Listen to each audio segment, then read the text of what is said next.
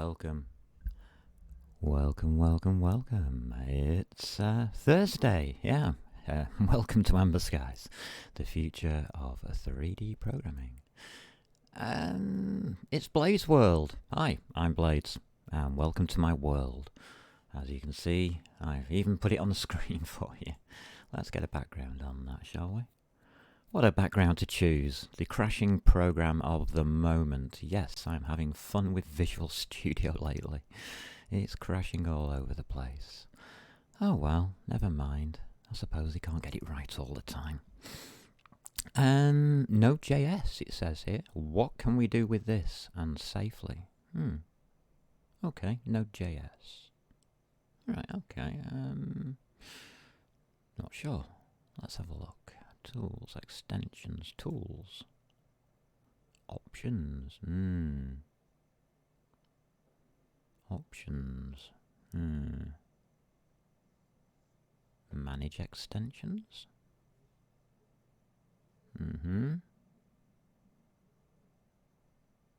Nothing in here that I'm thinking is going to help me.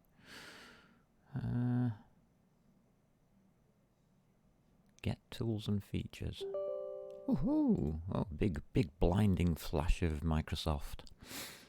Okay, let's have a look at this then.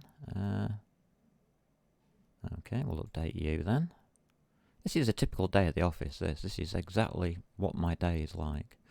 I'll have a thought, I'll run with that thought, and I'll end up updating everything. Great. Alrighty, almost done getting everything ready. Well, thank you very much, Visual Studio. Does that mean you're actually working now, or what? Node.js, build scalable network applications using Node.js and asynchronous event-driven JavaScript runtime. There you go. What's the difference then between that and .NET?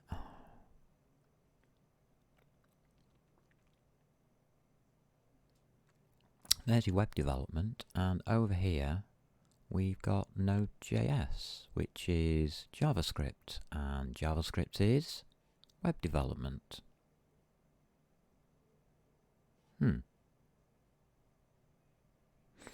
Okay, .NET Framework 4.6.3.5. Yeah. Well, that should be alright.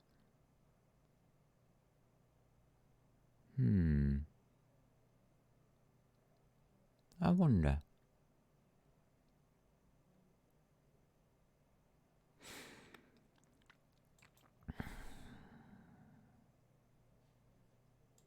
Oh, well, we'll leave that to update whilst we're here. Oh, that closed down the background. It doesn't like it there. Right. So, I underlined a word in the intro called safely. Would I use Visual Studio to do any of this? I suppose we can.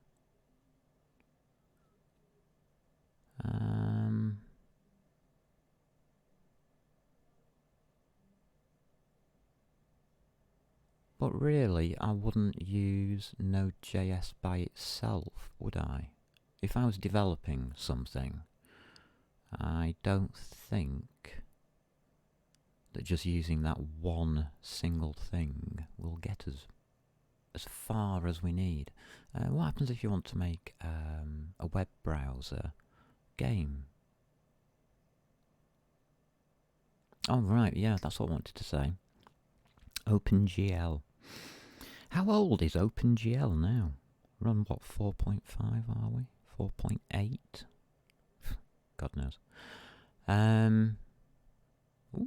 Announcing F# 4.7. That looks interesting. I'll have a look at that. Yeah. Safety. Sorry, lost my train of thought completely. Absolutely. OpenGL, that was it. That's what I was talking about. And yeah, it's an old It's not a language. Series of processes. It's just a bunch of pointers to processes on a graphics card. Do we really need the graphics cards anymore? That was my thought. We're getting to the stage now where computers are fast enough to do OpenGL by themselves. I mean, I can prove that just by loading up. I think I proved that yesterday. I've got an OpenGL running on VMware, VirtualBox. So, yeah, is it really needed? Because my mind went straight to telephones, mobile phones, and thought, well, they've got 3D, and then they haven't got a great big graphics card hanging off them, have they? So their GPU is an iGPU, isn't it? It's an integrated one onto the chip. Which is interesting because this machine has an iGPU. I think it does. Do I use it? No. Do I use a graphics card? No. It hardly ever turns on unless I play a game. Interesting thoughts there. Just interesting thoughts. Do we really need things? How much do we really need? And that's why I've got my little pointer saying announcing F#. 4.7, what's that about? .NET Core 3 release.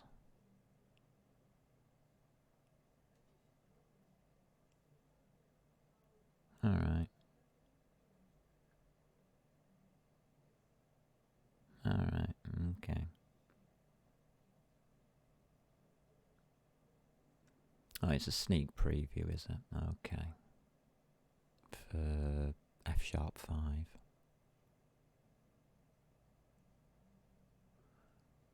All these is changes of syntax and stuff. Okay. So, yeah, what do we really need these days to run programs? See, I'm used to having very, very small windows in which to run a program. We're talking like bytes. I count my workspace in bytes most of the time. How much can you fit into so many bytes? And the answer is a heck of a lot. It's surprising what you can do if you put your mind to it. So when you're looking at developing programs using different languages, what's restricting you to using one language? Is it knowledge? Is it... I mean, I'm not restricted to using one language, but people seem to be. I don't know what that's all about. I do get asked questions on this quite a lot, actually. How do you combine languages? Well, you just use them together. I mean, they all do the same thing nowadays, don't they? I mean, if I compile F# and I compile JavaScript, I get the same stuff running in the same way. That's interesting. C++ with JavaScript. Well, just run it. Just embed it. Do what you want with it. There's nothing to stop you. You do have complications when going from a language like C++ to a language like JavaScript, which is garbage collected. You have to take that into consideration when using the variables, that you have to globalize things within JavaScript to stop them from being garbage collected, which is why you'll see something like let something be, and it'll just say let and then a variable. It just stops it from getting garbage collected once the function's finished, so that it's then used inside another function or whatever. So there's that consideration. Everything can include everything else. I don't think I know a language where there isn't an include system.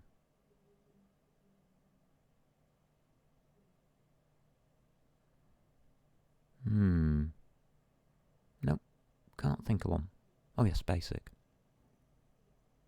But I'm guessing that nowadays Visual Basic has an include system. That means you can write libraries. It doesn't matter what code you write your library in. You can then access that library from anywhere you want, from any other language you want. So that's probably the easiest way of integrating two languages, is write a library in the language that's doing all the processing, and then you make that into a library, compile it, and then access it from the language that's doing the front end, like JavaScript does front end stuff for the web browsers. So combining them's not really a problem. No, combining any language with any language should be okay. What that gives you access to, of course, is the power. You can use the correct language for the correct thing. That's what I'm trying to say. Don't use C++ to design a web page. You just wouldn't. Well, I hope you wouldn't. You can. Most current languages aren't compiled. Linksy hello there.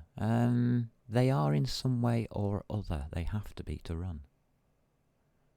At some point, the code that you write has to be turned into machine code or something that the CPU understands. You may say they're interpreted and not compiled, but what's the difference? Except that one's pre-done and the other one isn't. It's done at runtime. They're all going to the same language. They all boil down to assembler, which is then boiled down to machine code, which is then boiled down to microcode, which is then boiled down to chip functions. It all carries on down, trickles down the line somehow. But yeah, you're quite right, Linksy. Most current modern languages aren't compiled. Not in the way that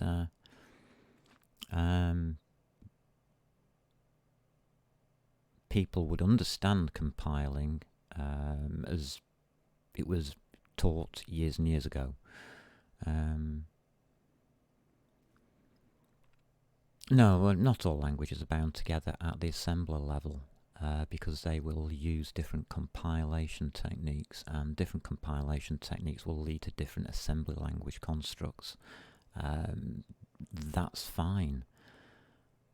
But if you can reference a library from a language, you can use any language you want to compile that library.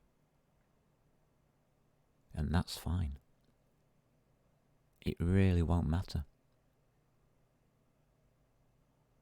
It's an interesting thought. Is it true? Well, to an extent, yes. As Linksy is pointing out, there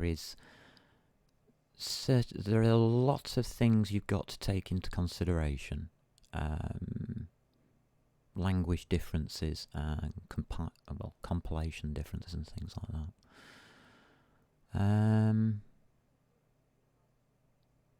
Linkscat says scripts don't generally have references to other languages. Well, what's a script? I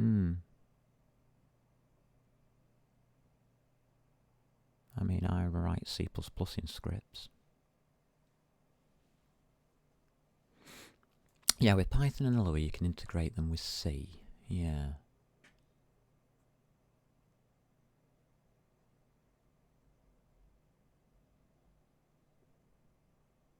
Python and Lua integrated with Node.js. Yes, of course you can.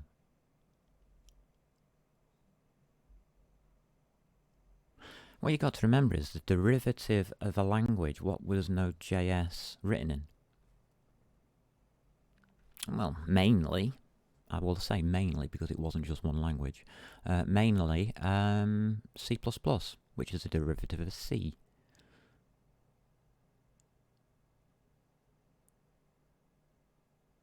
Web.js hasn't. Oh, is that one that doesn't have an include system? Web.js. I haven't come across that one yet. Not looked at that one. I'm gathering that that's just specifically for web browsers. Standard JavaScript in a browser.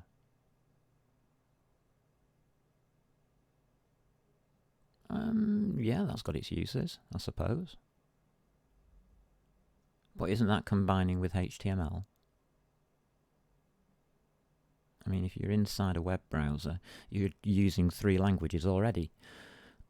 You're using HTML, PHP, and possibly Web.js, if you're putting JavaScript in there. So it's already combined with 3 languages. Yeah, it's server-side for PHP, yeah. But it's still there. Because a web page runs on a server. HTML, CSS, and JavaScript. CSS. Is that some kind of displaying language or something? Like interaction language, if I remember rightly. God. CSS is an old one to me. How long has that been around?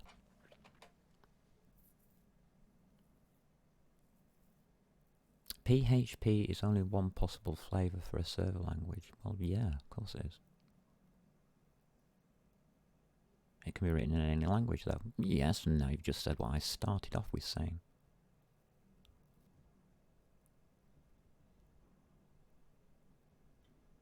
All of these languages can be integrated into each other, because they're all doing the same thing.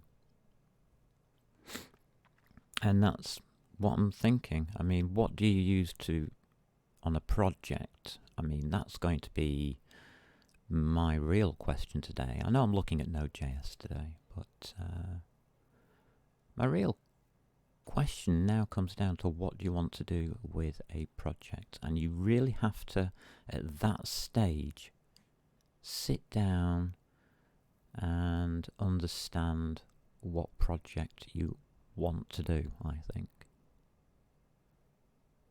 SVG, yeah, that's in there somewhere. That's web stuff. There's lots of things. Absolutely lots of things. So the first thing is, do you want to use a web page or not?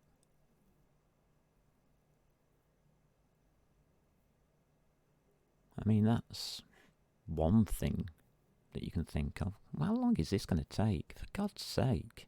Microsoft, what are you doing? Oh, stuff them.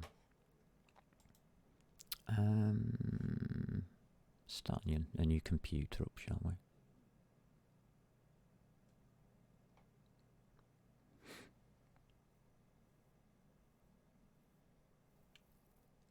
Alright, let's get into a safe environment before I start messing around with Node.js.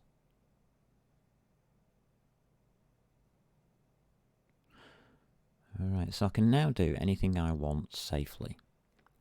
What I'm doing is I'm just running a virtual box. I use this for everything now, unfortunately. This is my playground. The boss says he doesn't really want me to mess the computer system up. Okay. He obviously knows what I do. Or what I can do. So, yeah. Oh, I've got that stupid thing running in the background. It's going to take quite a while, this now.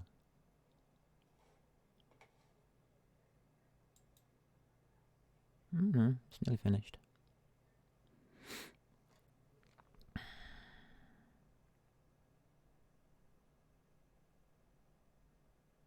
This is the problem with Visual Studio. You can really mess a machine up.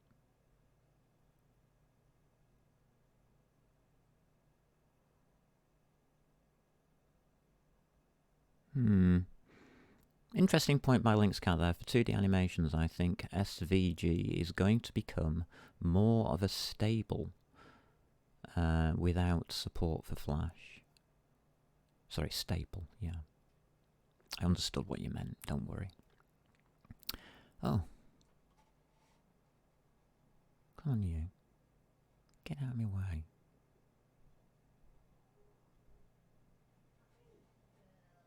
Alright. Are you going to stop saying pause? You might do one day. Yeah, I've got a password to put in, I suppose.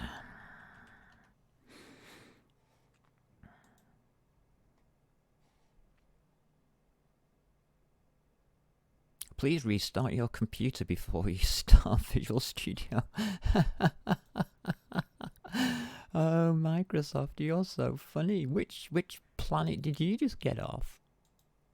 God, how long ago was it when you had to restart your computer every time? Oh my God. Ah, bless. Right, I don't have I got Node.js? That's an interesting question. Octopi, isn't it?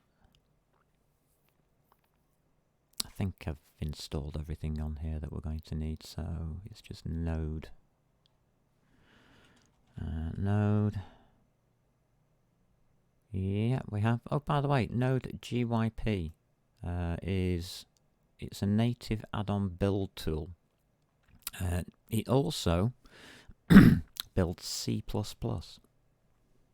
Interesting. Just as a side note. Let's see, what else will I need? I'll need code. Yeah, we've got everything then. Lovely. So, let's have a folder. And we'll call it Node.js. Thank you. And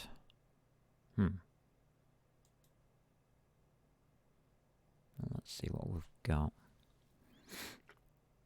Right, we're in Node.js, aren't we? So, how does this work now? Is it npm and init? Oh, I'm not even typing here. npm for Node Package Manager, and then it's init, and then it's the name of the software, or the name of the directory. So what we're going to call our directory? Twitch. We're on Twitch, aren't we? Just check. Yes, we're on Twitch. Good. Yay. So let's call it Twitch.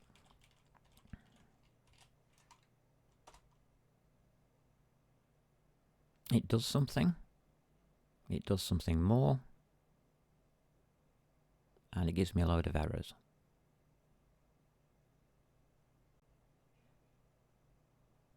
No, alright. mkdar Twitch.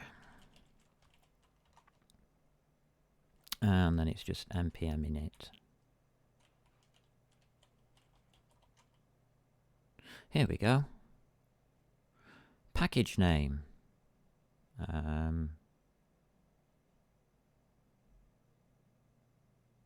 Twitch. Alright, Twitch. Version, don't care. Description. Thursday chats. Oh no, we'll call it the Thursday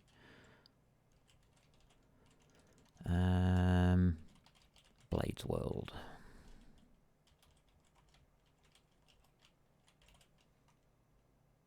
Yeah, that'll do. Entry point, index.js. No, I don't like that. I'll have main.js. Test command. Don't have one. I should have a test command.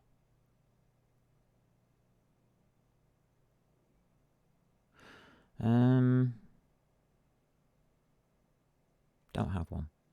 Git repository. Don't have one. Keywords. Don't have one. author, Fraser, Bladez, sharp, license, don't know, MIT, that's a good one. Is this okay? Yeah, of course it is. Alrighty.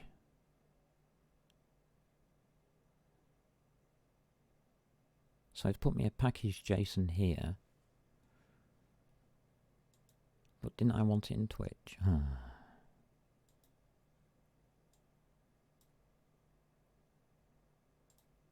There we go. We're in the right directory now. So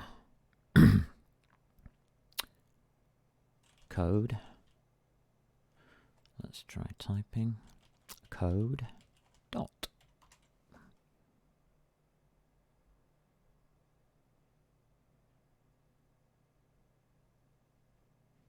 There's a package.json, so it's all worked. And I said main.js, didn't I? So new file, main.js. Okay, that's good. Nothing's coming up down here for JavaScript. Okay, that's fine. There's nothing in there. What have I got here?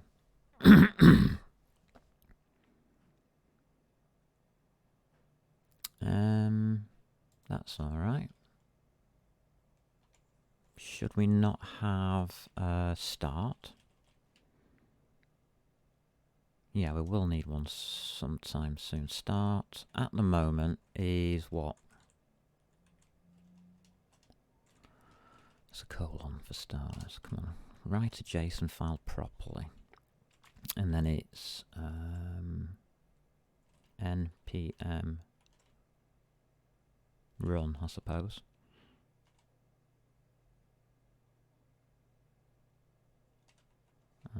Do we need anything there? Dot, I suppose. Yeah, that'll do. So there we are.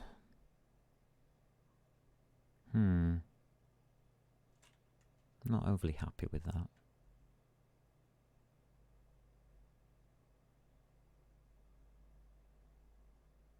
What have I got over here? Have I got anything that's interesting?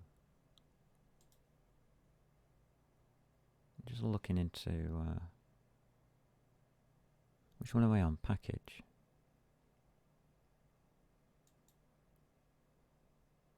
Oh, Visual Studio Code, okay.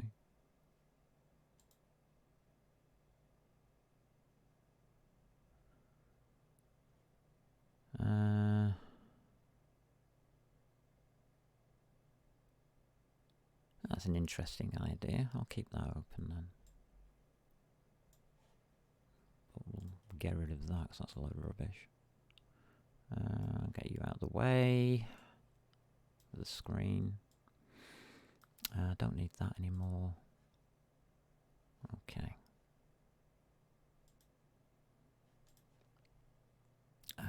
Files. Open folder. I'll have you. Okay. Alright, that looks okay. So here I need a terminal, don't I? There we go, there's a terminal. ls main.js and package.json.h. Ah, this is okay, yeah. Right, let's have a look at my notes. I want some of these on paper for once. Yes, I've actually used a piece of paper. Alright, we can do that. npm. Let's install.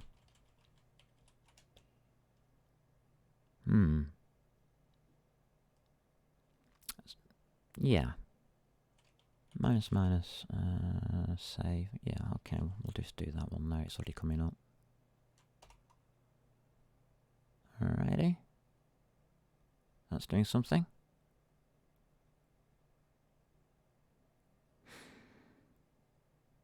He's thinking about it. Whoa.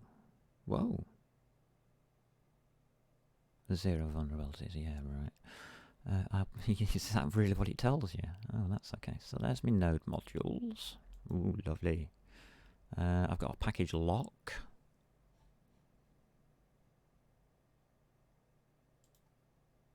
Which has all this stuff in. Wow. Okay. Thanks. Got a package JSON now. Which we can change that now, can't we? We can change that to electron dot. If I remember rightly. I don't know if I'm right or not, but I'm going to try it. So that'll do that.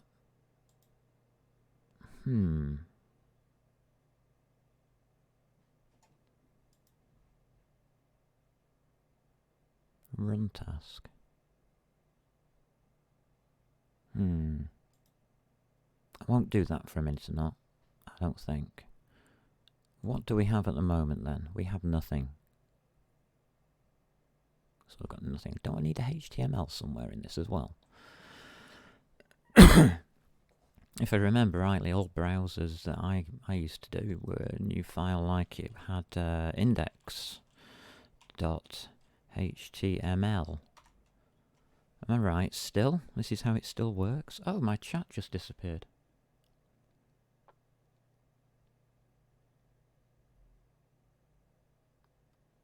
Oh, Linkscat says it should be save dev. Well, yeah, I suppose it would be. Yeah. So how do I change it?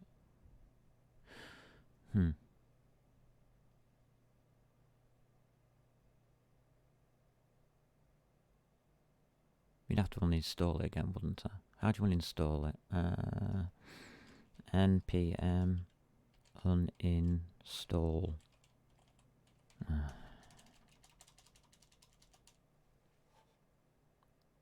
Too many windows. npm uninstall. What did I do? Electron.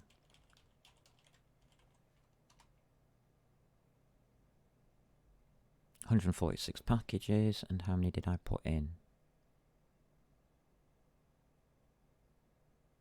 142. Oh, you lovely, lovely patient. So go back to there and just put save dev. Okay.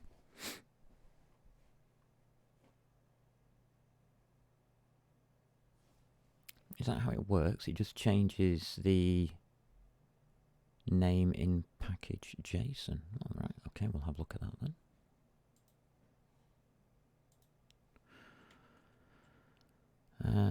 Failed to save package JSON, the content of. Yeah, right. So I've got to reopen these. Don't save. Don't save. I'll get rid of you whilst I'm at it. So package.json.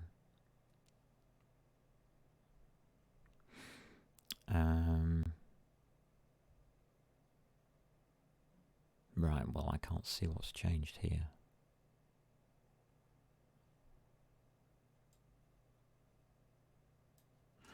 I'll put electron in there. Save that. Dev dependencies. Ah, right. Ah, I see, yes, dev dependencies. So it's put a new keyword in here. So instead of dependencies now, I see. So it's lines 12 and 13. That's been added. Instead of adding it to the dependencies. That's okay. That's nice. Don't like the way it's done this, but hey ho, we're okay. Package.json. You look okay now, but I wanted that start functioning, didn't I? Otherwise, I have trouble starting. Let's have a look now at our HTML. So, pling doc type, yeah, we'll have one of them.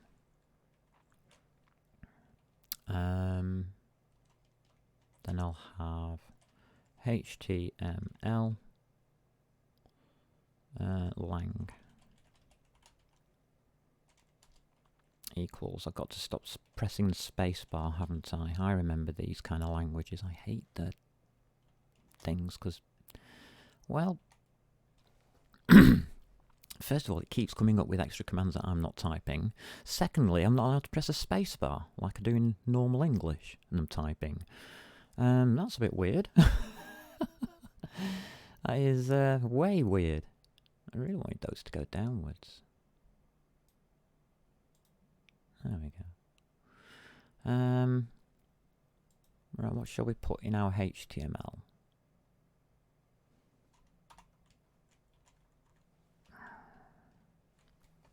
Oh, let's think about it now. So I'll have head. I guess that's what it's called. How do these normally start? Meta stuff. Can I have meta? Yes, I can. Meta. I want them character set. Equal to. I want it universal, so UTF-8. That's important. If we are using a web browser, use UTF-8. It gives you all the international characters for every country in the world, so your web page will translate properly. If somebody from a foreign country looks at your web page, they will be able to translate it. Okay, meta. To enable that, we need to give it a name, don't we? So name equals... we'll just call it viewport. That's what I normally call these things. Yeah, port. And what content are we going to have? Is going to be equal to width equals putting spaces in. Sorry, equals device minus width. So whatever our device is minus width, this will stick it in the middle of the screen or page. We better scale that.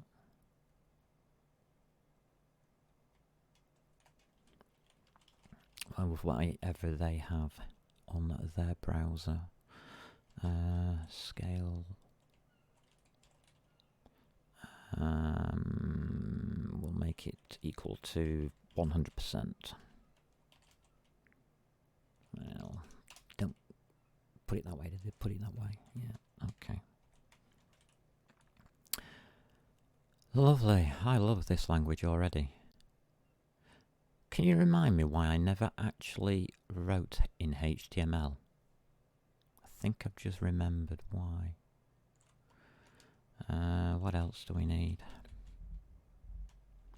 Okay, HTTP. And we need our equivalents. Equiv equals. Oh God, can I remember these?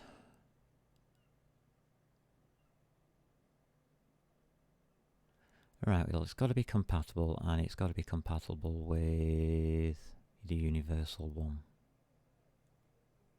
So that's going to be X, UA, compatible, I guess. I don't know. Let's put that in and hopefully it'll work. We'll soon find out.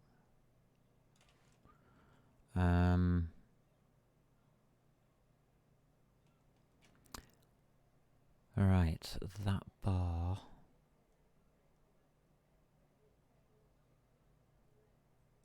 I don't know what to do about the contents of that. It doesn't give you any help in here, does it? There's no, like, pre-filling or anything.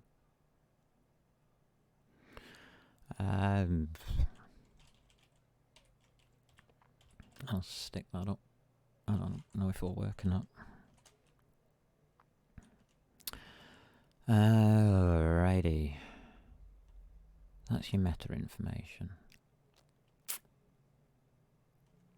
Better put a title up.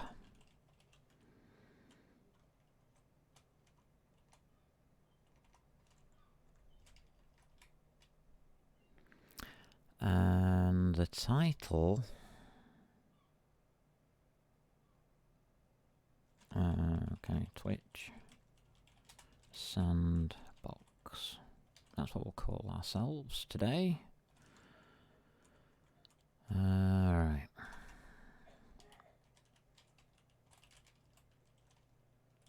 Body. We'll need some body. Oh, I have done that one too many times, haven't I? I thought I had. There we go. Had an extra line in it didn't need. Header 1. Body. H1.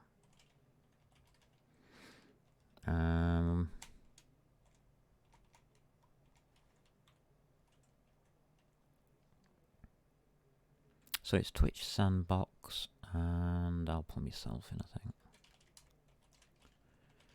think. H1, could be 3 really. Okay, we'll just put Amberskies. I'm not going to underline or anything. That looks roughly about correct. But I've done something wrong.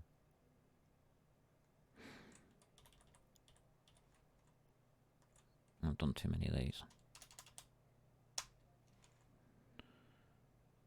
What will that give as a script? Don't know.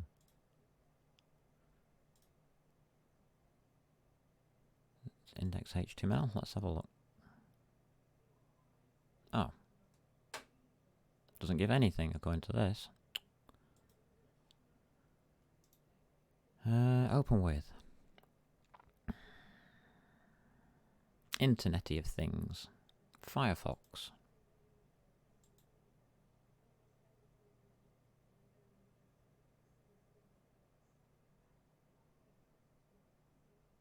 That did a lot, didn't it? Don't think that worked.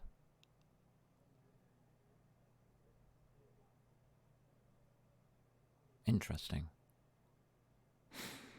We've got Electron anyway, so I don't need that browser. Right, Electron replaces the browser. That's why I wanted it. I've put a load of spaces in here on purpose to see if I'm going to make it unusable, and I think I've actually succeeded already.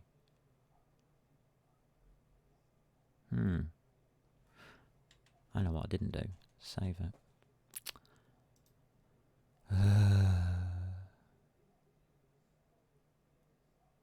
And now I can't open with. Alright. Because I'm an idiot. I do things like that. I'll write something, I'll never save it, and I wonder why it never works. There it is. We're working. We've got Amberskies.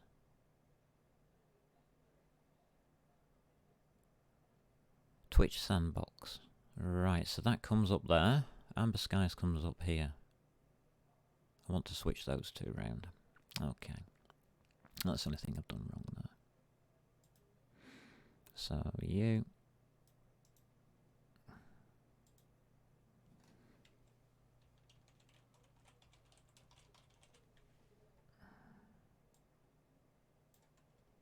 There we go. That's better. Righty, that's saved and done. We have our HTML. Sounds like fun. So far, anyway. Let's see if we can mess up a JS.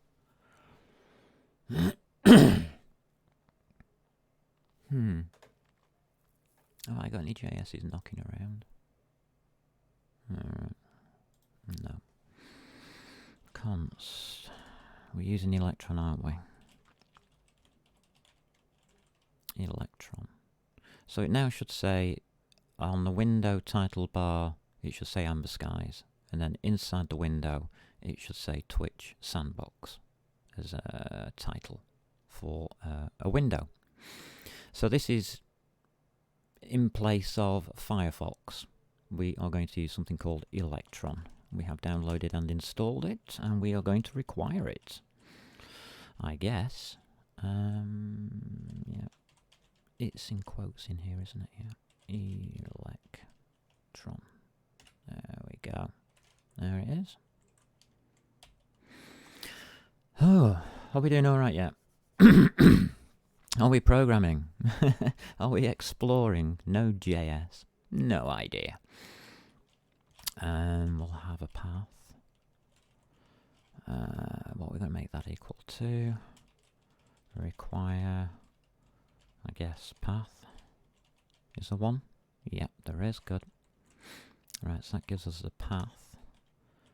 Const. It's always good to know where you are. URL, because we're going to need one of those at some point, because that's a web. Require. And I'm guessing it's going to be URL. No capitals in this game, is there? No, not really. God, this is hard. Wow.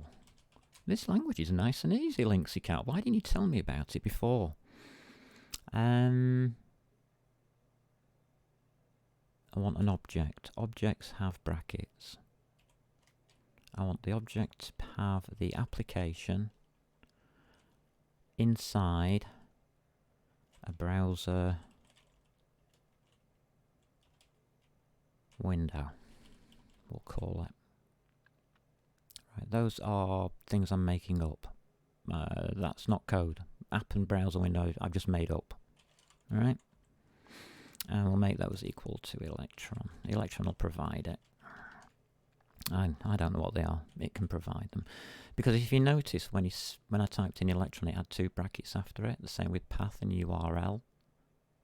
These are objects. So be aware that I've just said, like, Electron equals an object. So I can now take out of that object that and that. I'm hoping they're in there, and I'm hoping the first two or whatever. Well, it'll sort it out for me. This is the bit I don't like. That. It's the only thing that irks me about this language. You have to do that to stop the garbage collector from destroying the main window. So you've now got a global main window, and you don't have a choice about the matter. You can't put that in a function. If you do, at the end of the function, the window that you're using gets destroyed. Clever. So, app. What can we do with you? We've made you here. We've made this app here. It's our, I could say, application if you want. I should really. To be quite honest with you. And I'll call it application here. There we go. So what can you do, application?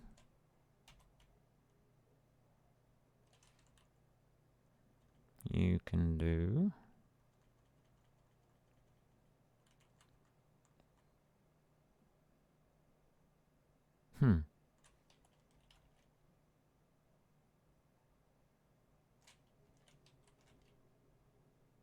yeah, that's right. If I remember rightly, isn't that just ready? I don't know if this will work.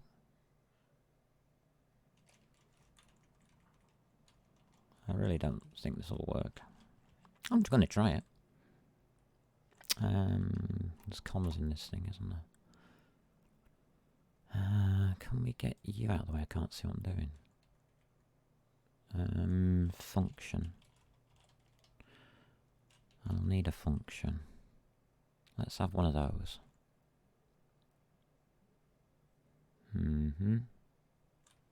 Right, I've got a function. Let's start it up. That's the other thing I don't like. I've got this bloody bracket here all the time. What's that all about? Main window. Let's try and do something. Main window equals a new browser window.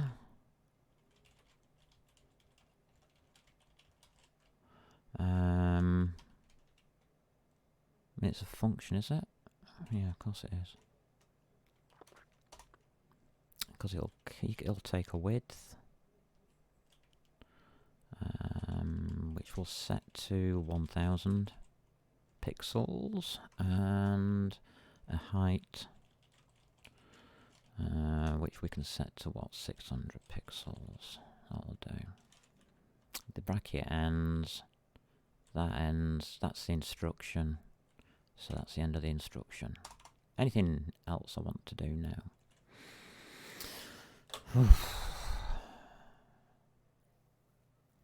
Is this going to work?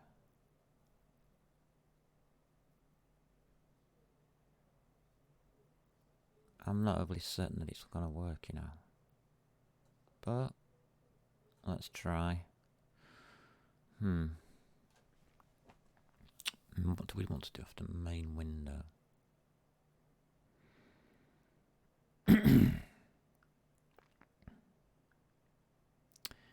We have to set up the URL, don't we? For our main window. If we don't set that up, we are dead in the water, I think.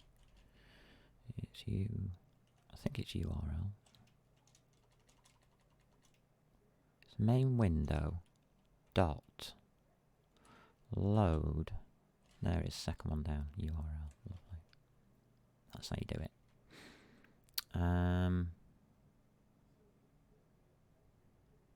We'll split this out.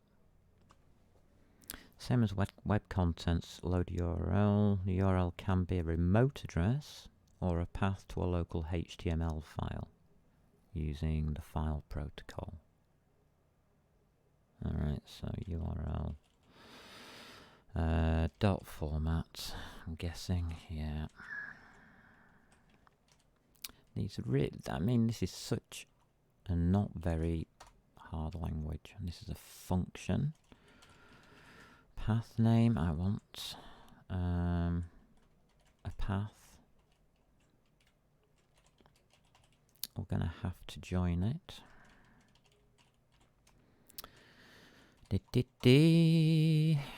With underscore directory name, comma, all this just to do this. This is the line I'm after. Yes, index.html. There we go. We have got the file. Isn't that awesome? Protocol.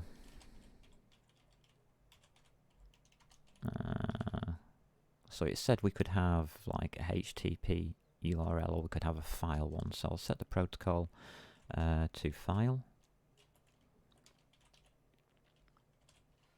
And slashes, you have to switch on because it's not automatic in this language. True. Lovely. Lovely. I think I've finished with that one. Is there anything I've missed? So what we are doing there for the main window is we are loading up the index.html file from the directory name that we're in.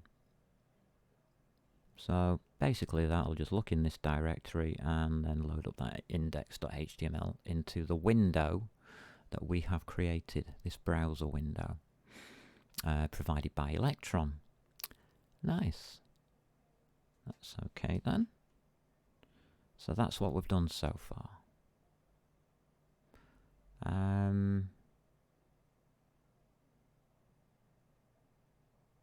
Right, main window. We may as well do this. Main window. We can open. No, we can't. Prepend. Set content protection.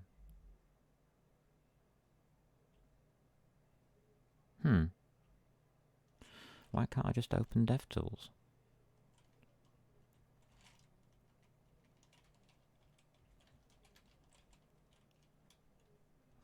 Sure, we can do that.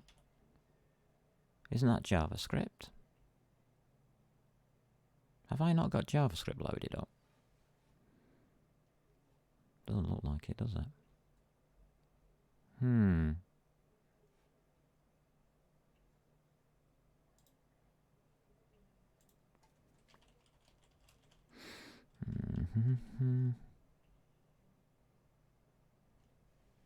Auto completes Node.js modules.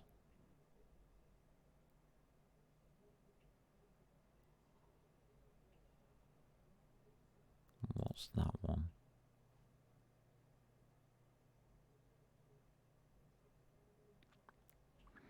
Extensions include lint, JavaScript snippets, search node modules, npm IntelliSense, path IntelliSense.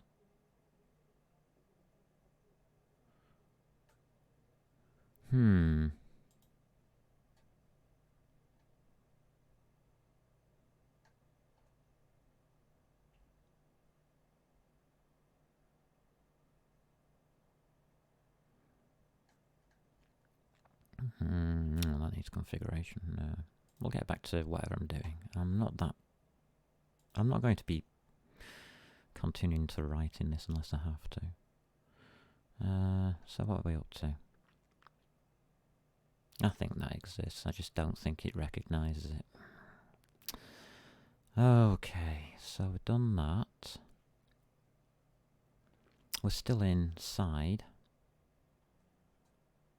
our function application. So main window. Yes, I know what we need. Main window dot on. And we're going to start a new function, aren't we? Ah, bless. And it's going to be closed. In other words, what do we do when we close it? We have to set up a callback, is the answer. So that's the callback symbol. And what do we do on the callback? We close the window. And to do that, this is crazy. Window equals null. There we go. And that shuts your window.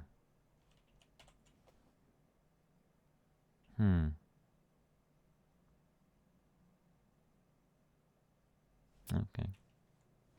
That's all we need to do to close a window.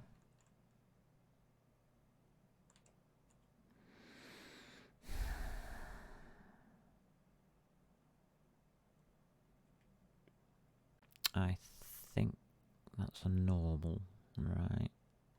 So that's the whole of that function. Then it ends. And then we can do that. So those all match up. This is why I have these lines turned on. People think I'm an idiot doing that, but I can't program without it.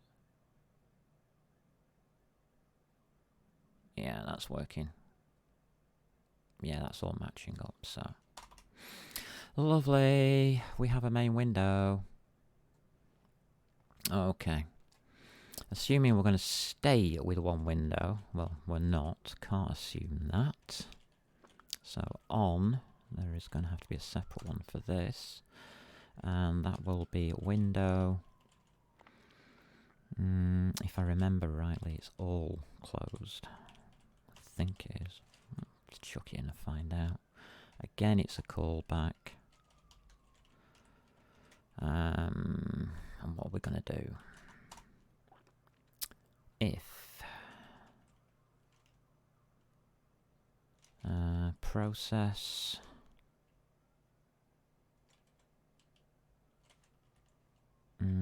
dot platform. We're dealing with platforms. Oh Jesus, this is different again. So it's not equals to, but add an equals sign. Not equal to equals. And that will be Darwin. I think that one's for Linksy Cat, because I'm sure he's on a Mac. Mac uses Darwin, by the way, if you don't already know. And if it doesn't equal Darwin, in other words, if you're on Windows or Linux, you can now type in app.yay quit. If it is on Darwin, then you can't, because Darwin has like a toolbar which keeps things open, so you can, the second time you click on something, it just comes straight up and makes the whole system faster to use, because the application in reality doesn't quit. It's a speed thing that they use. So do I need any semicolons here? Yes, I do, but only one. Okay, I think I'm happy with that. So what I want to do is do exactly what I want to transfer that index HTML from Firefox and pop it into its own window that we're being provided here by Electron. npm start.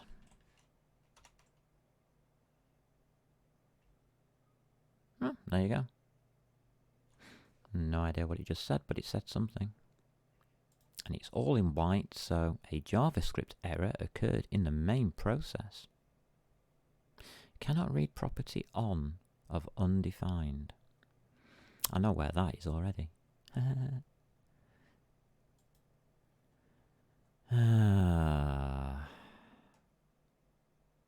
So it must be app. I think these are predetermined. Yeah.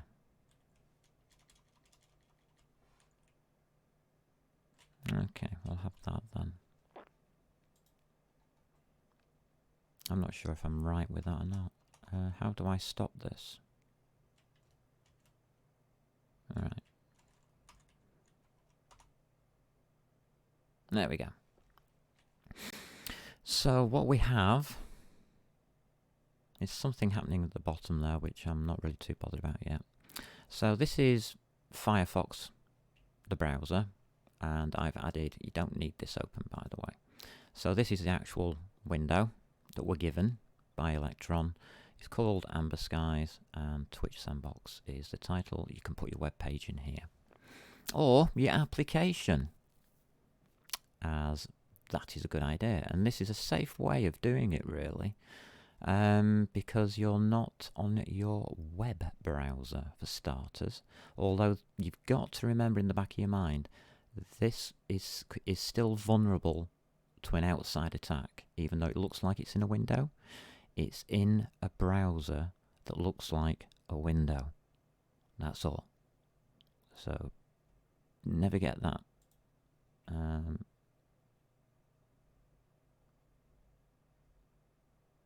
Force reload, blah blah. Toggle developer tools, thank you. So these are the developer tools. What you can do with the developer tools, I hope you could like enlarge those. Those are horrible. Can these just be enlarged?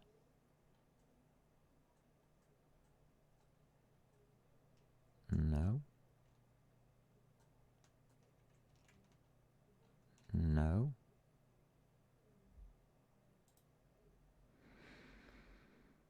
Show console drawer. Search run command. Open file, more tools. Animations. Profilers. Okay. Settings. Ooh, we've got settings.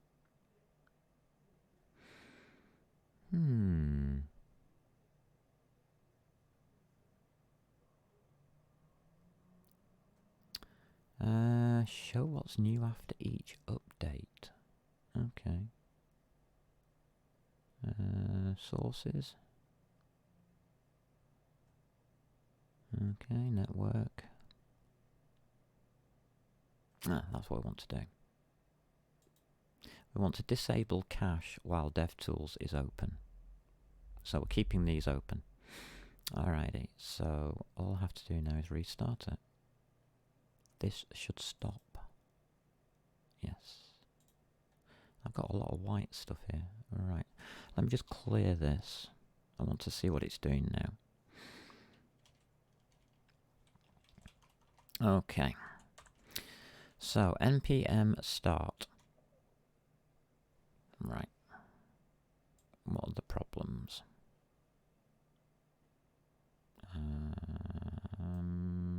Just get rid of you a second. App through an error during load. Reference application is not defined. Yeah. Oh.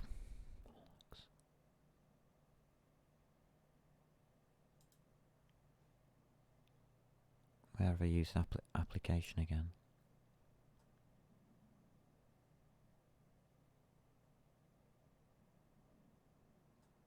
I didn't think I'd used application. There we go.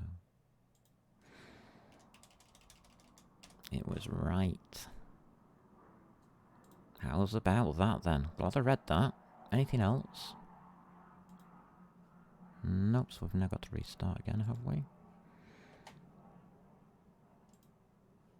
Never ignore these things, so clear.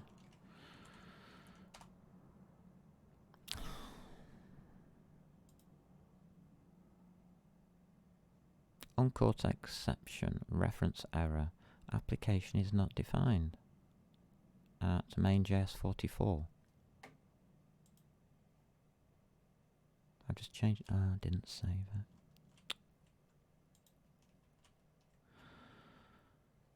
Okay.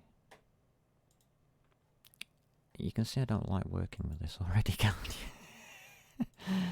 Once you've got it set up, it's a breeze. I've got to manually get out of this now, haven't I? Alrighty. Alright, we're out now. Alrighty. Din, din, din. Yay! We finally have it. Alright. So that's what should happen. Twitch sandbox without the errors. It shows you the HTML index file here.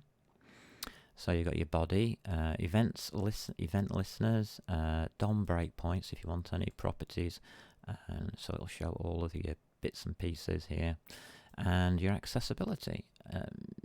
Console is also here. There's a security warning. Insecure content security policy. This renderer process has either no content security policy set or a policy with unsafe eval enabled. This exposes users of this app to unnecessary security risk, and this is what I've been trying to tell you. Just keep this off your main machine. Just don't run this kind of thing out on your main machine. Put it in a virtual box. Do something on a machine you don't care about or something. I don't care. But if you don't mind your machine being destroyed, yeah, just run it like this, it'll be fine. For more information and help, consult http docs tutorial security. And I would advise going straight here and doing your security checks. Now here, don't do this. Can I get that link? Copy link address. And now I do have to go to a browser to use it.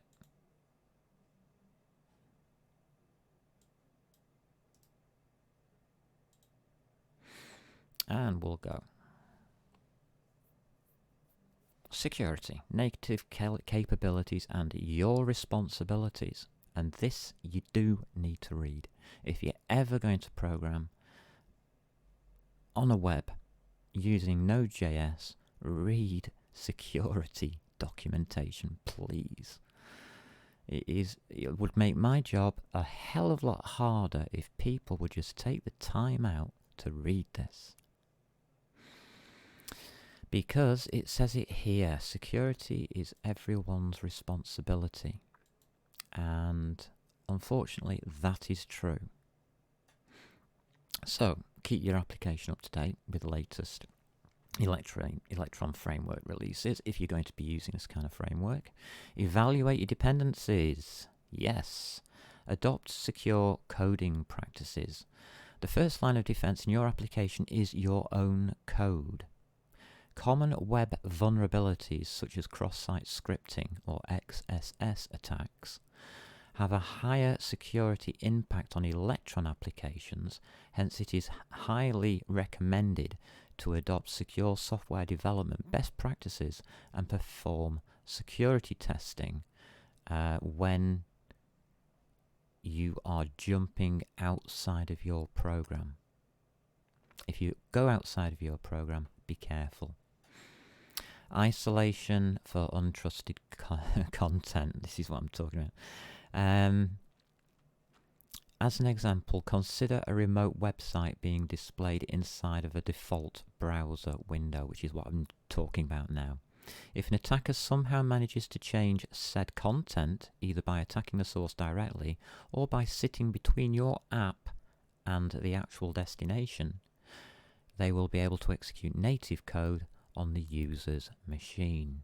Under no circumstances should you load and execute remote code with Node.js integration enabled. Instead, use only local files packaged together with your application to execute Node.js code. To display remote content, use the web view tag or web browser view. Make sure to disable the Node integration and enable context isolation. All right. So there we go. This is what we've got to do. And then we'll get on to security warnings, which I suppose you should really enable. And then security recommendations, big list. Only allow secure content. Right. I've gone as far as I'm going to do. I'm not going to read that out to you. That's your job. You've got to take control of your own security. Please, please, please. If you're wondering why I changed something here, it's because I want to try something. I wonder.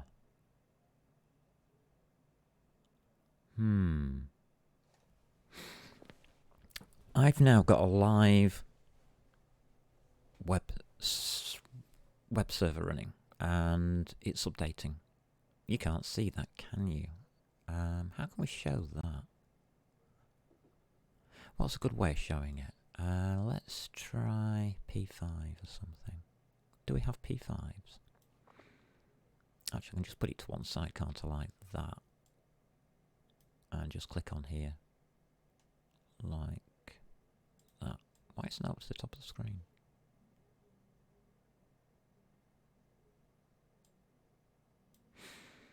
Okay. Blah, blah, blah, blah, blah. DevTool. Blah, blah, blah, blah. Yep. Alrighty. Do I need to keep that running? I suppose I do. You can run in the background, please. That'll do. Okay. I need a new console. Just realised. Whoops. npm p5. Search p5. It's just p5.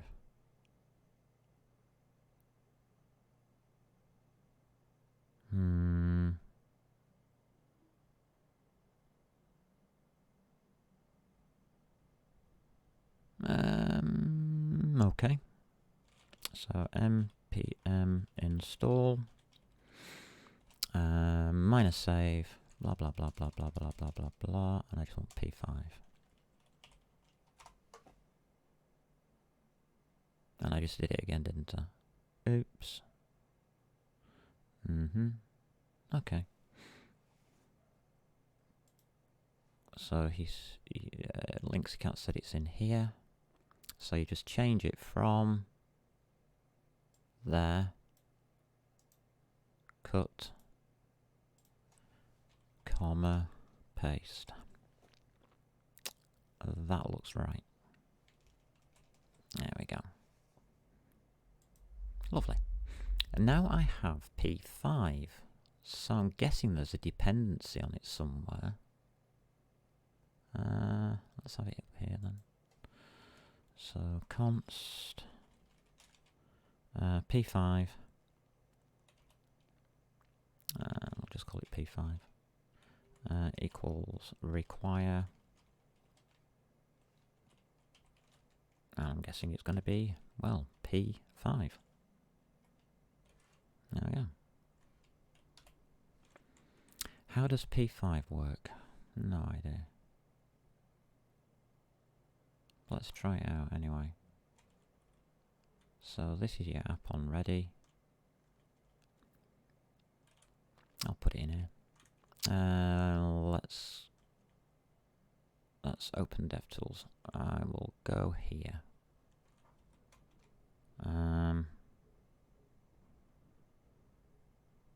So there'll be a colour thing, won't there?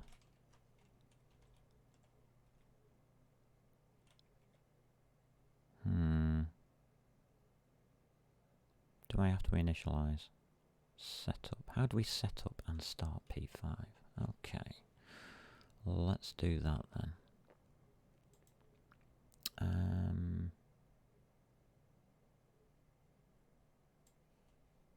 So I want npm. That's the one. And I want P5. Click. P5.js library, here we go. Yeah, thank you guys. You're really wonderful. Does he not give a get started? Oh, there's a website for this, isn't there? P5. Okay. Get started, that's better. Sketch. Yeah.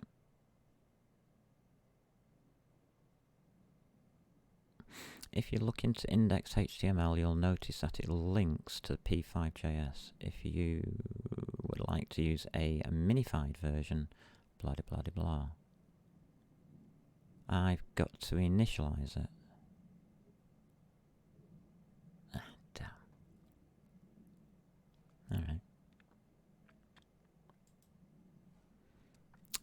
I don't know what this is going to do, but we're going to init P5, I guess. Did we init?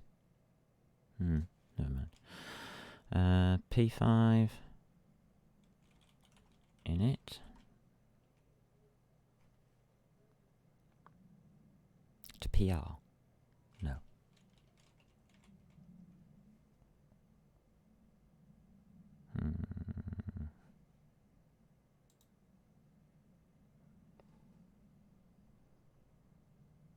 Don't know why I opened that one when I've got a perfectly good one right here.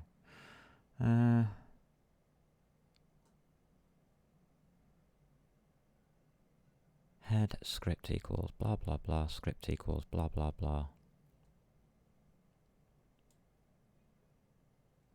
Have I got anything over here? Alright, okay, no.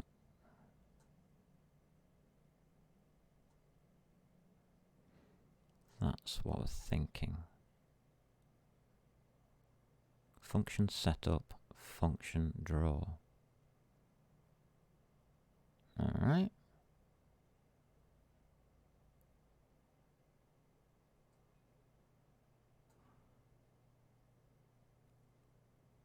In your file manager, yeah.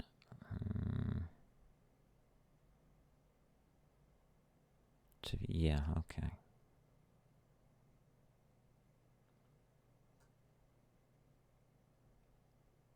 Alright, well, let's try this. So in my editor, it's saying function setup.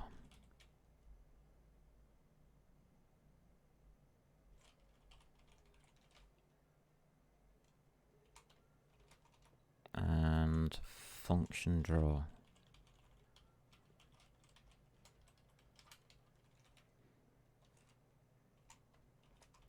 And what it gives is an ellipse. There's nothing coming up on IntelliSense, and this is because I haven't set things up properly. it's coming up with the internals. 50, comma 50, comma 80, comma 80, semicolon, save, nothing.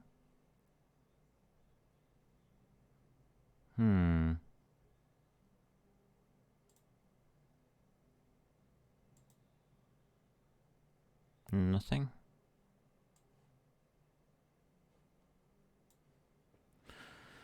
So I'm not actually getting anything here, am I?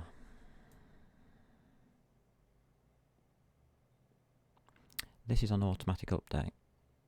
How do you do colour? How do we initialise this damn thing? It doesn't actually say how to initialise, really, does it?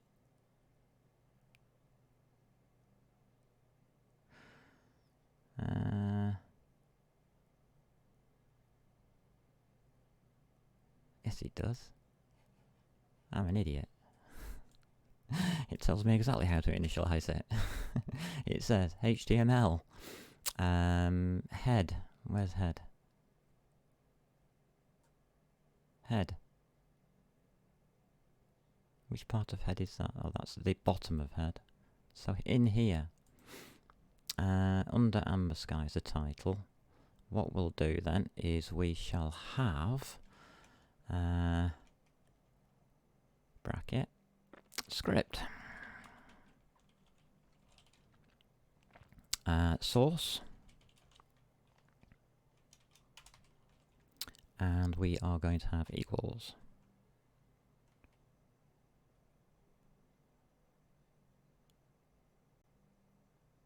Alright. Yeah, I understand. Yeah, okay. So equals, and I'm going to just use what they use. So that's sketch.js.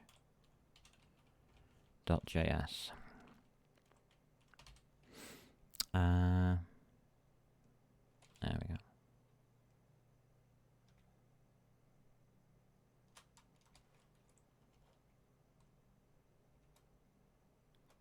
And then that's end of script. Don't need to call it anything, do I?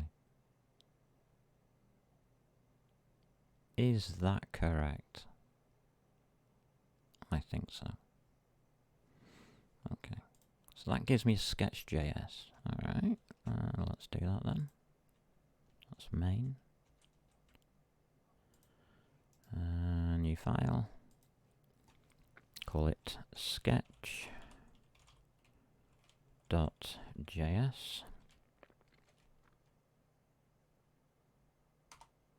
There we go.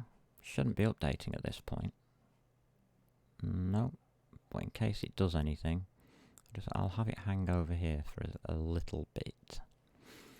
Alright, so in our sketch, we are just going to put those two functions. So that's function. And that's setup, isn't it?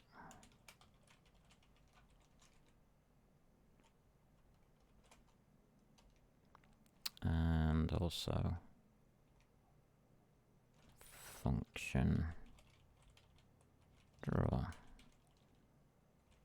But I've got no requirements.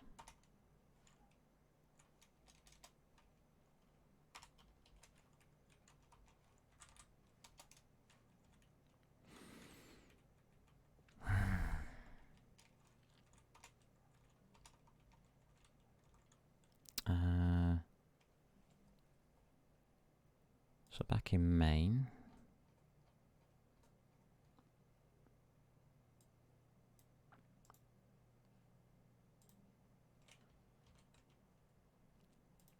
I'll take you out and pop you over here. Do I actually have to do anything with that?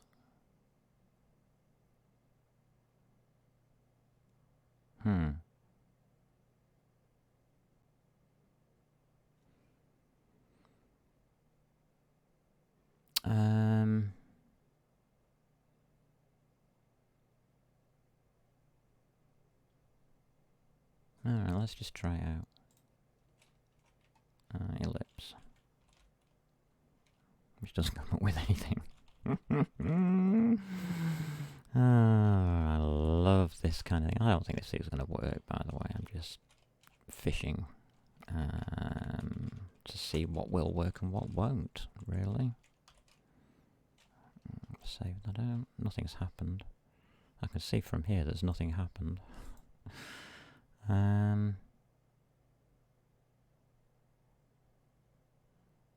Right.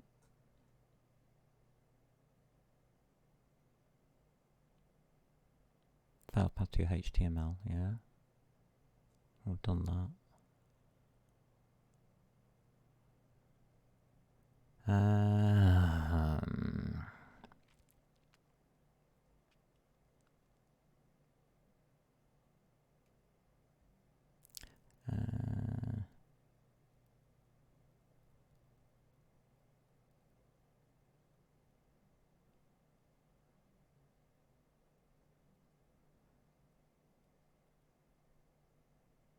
Right, I have skipped something here.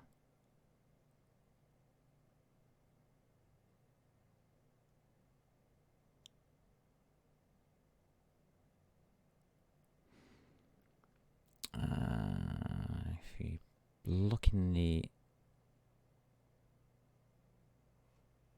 What?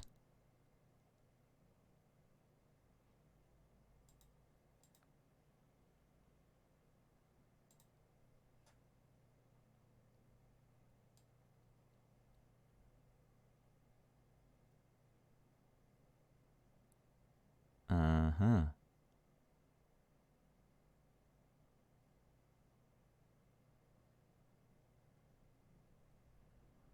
This doesn't make sense.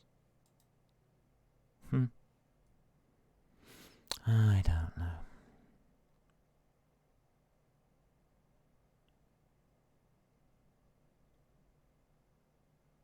It doesn't give a full example of exactly what you're supposed to do. It just seems to give you bits of information and say, oh, this is what happens. No.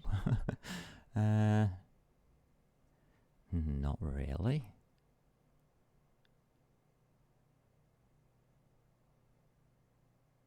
Okay. Let's try. And it's not coming through. It's not set up. So no, let's not try.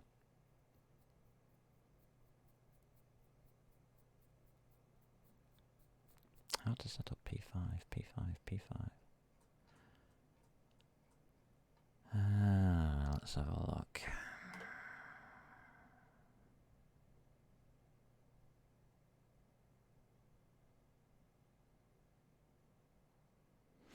Download and file setup. The easiest way to start with that download there.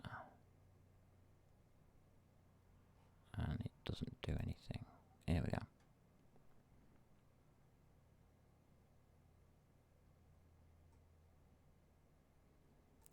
Yeah.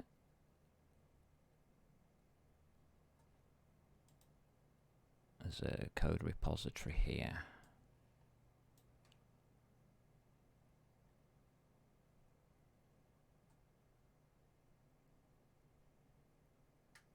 And it just does the same thing. I hate things like this.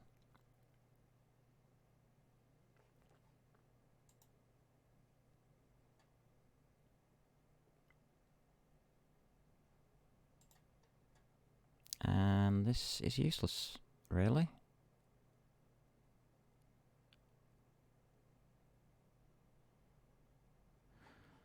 Really? Where's this HTML file you're talking about? How'd you get it?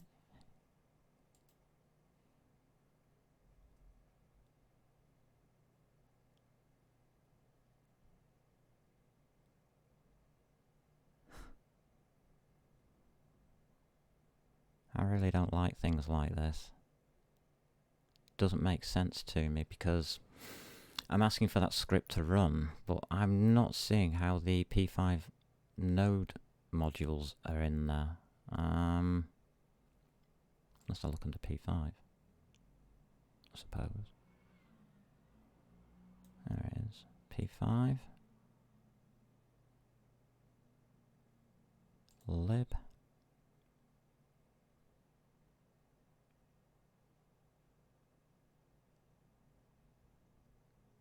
Yeah, main.js is a Node script.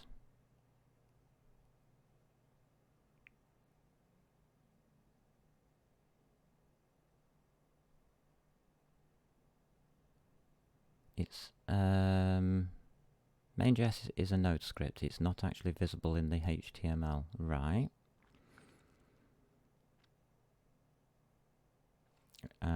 This thing here is telling me to put script source God knows what in my HTML. I'm not quite sure why it's doing that. Do I have to now add main as a separate source?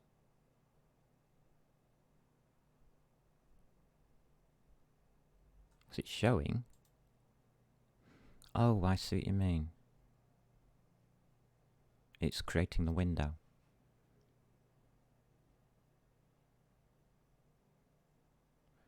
You need the P5 included in the HTML. Yeah, okay, so we've got P5. How do we include it?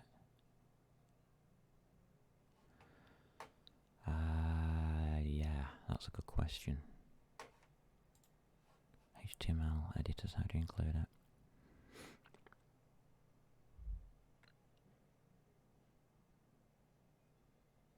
If you're looking at it, you'll notice that it links to the file p5.js. Got ya.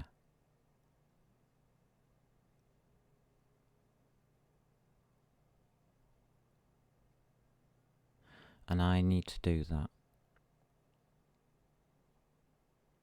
I need that source, p5.js, don't I? Okay.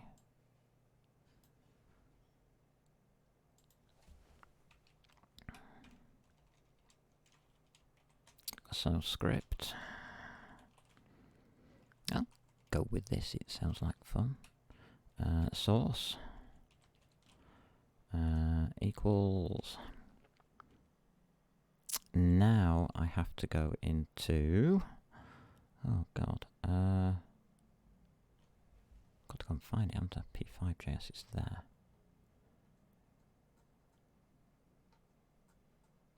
And that comes under Node modules. Node module /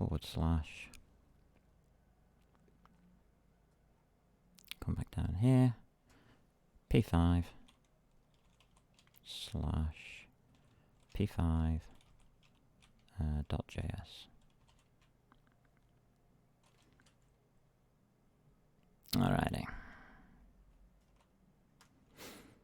Now,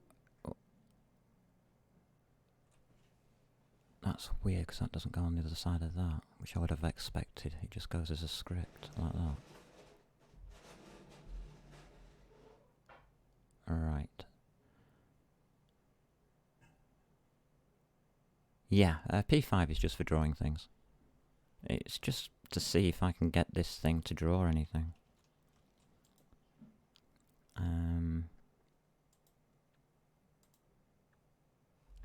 Error. Home Bladez desk, index HTML 15, op mode Twitch, node modules, P5, P5.js. Okay. So it's coming up as an error.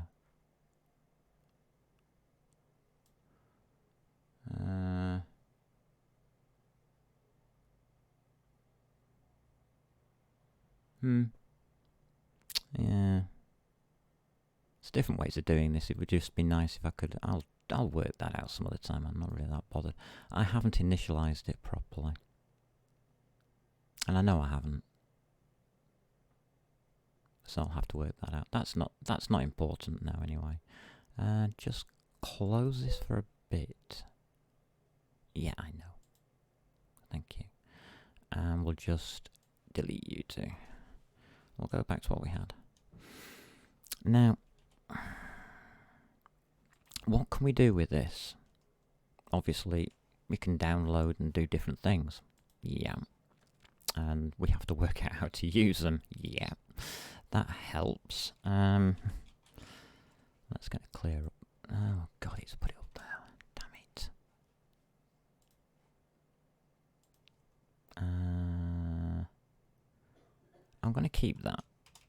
I'm going to keep that file. I'll work on that file in my own time. So I'll just get rid of that. I don't want to keep typing into things up there.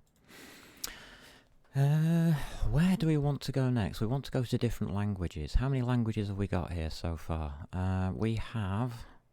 I was going to try and just draw a pretty picture on this, just to show you how that browser was going to update every time I change something in here. It's something I'll do next time. It's perfectly alright. And how is my browser doing? We dropped our view of a dock. Chat, where have you gone? Ah, you're back. Right, thank you, chat. He's come back now. Oh God, God help me. Let's get a drink. Oh, right. So what else can we do with this? We can add any language we want in here, really, can't we? Can't we?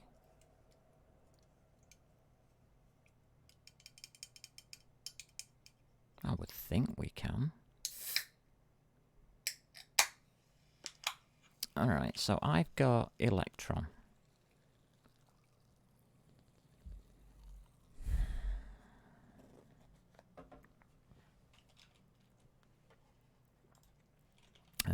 Let's see what we've got available.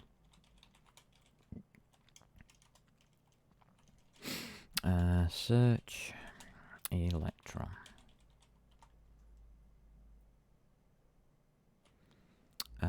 We've got Chrome.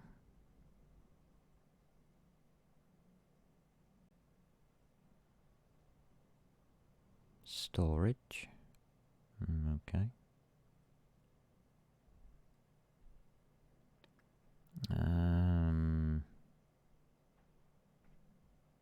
Electron installer Windows. Interesting.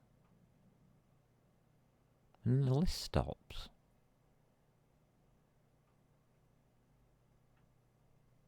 Alright.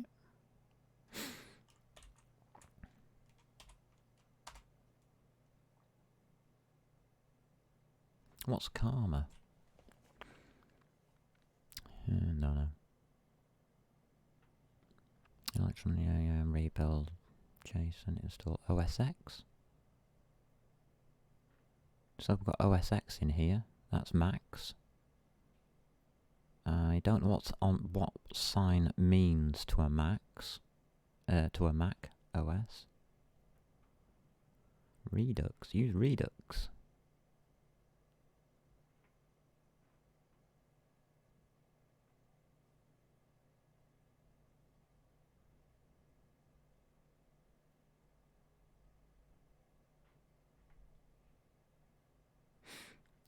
Okay. Linksy Cat's just mentioning the different things that are built into HTML here. So SVG is built into HTML. So that language is in here. I should be making a note of how many languages we've got going. Really, shouldn't I? I'm just trying to see if we can... This doesn't make sense. I search for something and it's not here.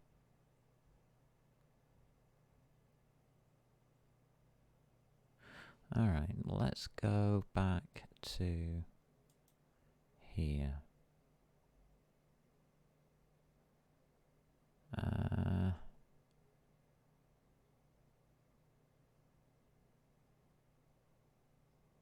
Right, what we got on...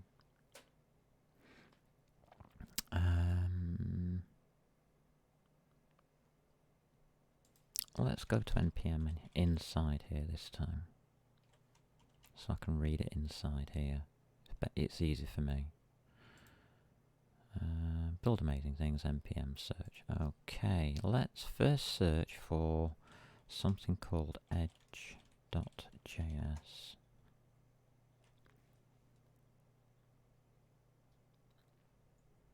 What does this do? Running tests. Yeah, running benchmarks. None. That's interesting. Doesn't really say what it does.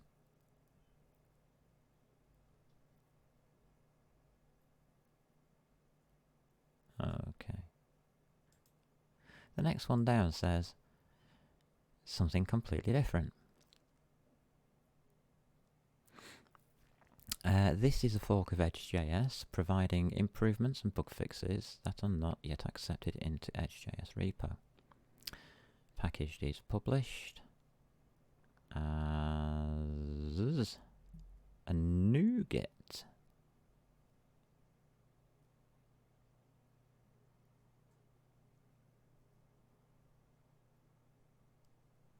Require Edge-js. Return. Oh, let's try that, shall we?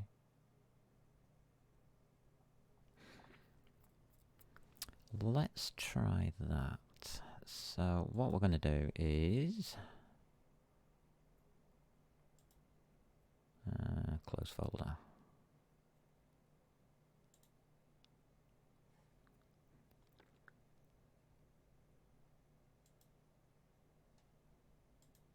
Take that off.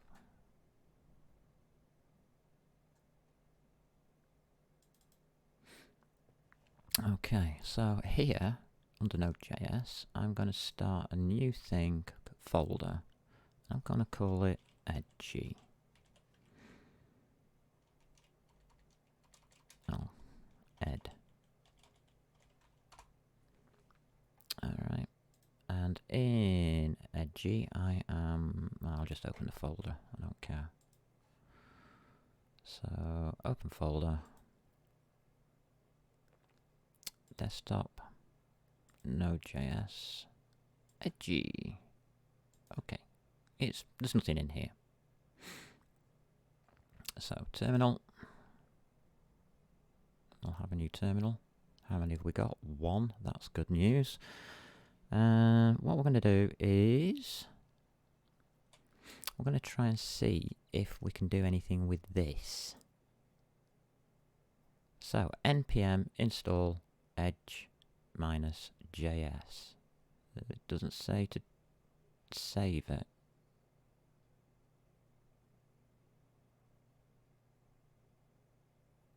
So if I do that, where will it install it to?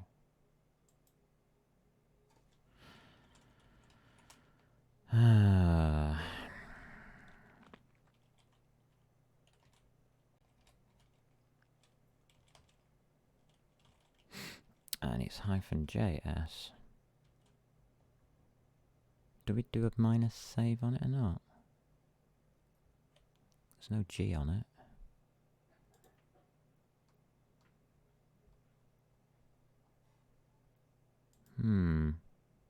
I'm just going to do it. It's on a virtual box, so I don't really care. I just wipe the box. Edge 1.2.1 install to wherever. Warning, warning, warning.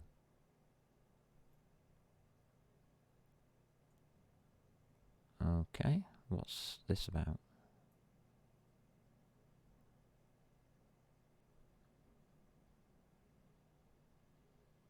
Safe int no thrown, it's got a warning. That's probably correct. That sounds like C. Okay, what did it say at the top?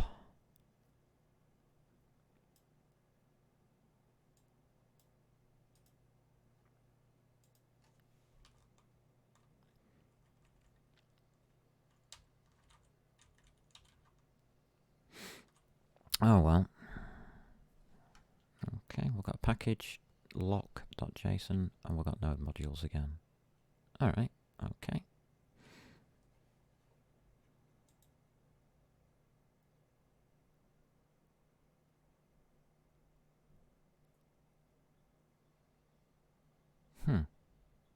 It's just npm init, I suppose.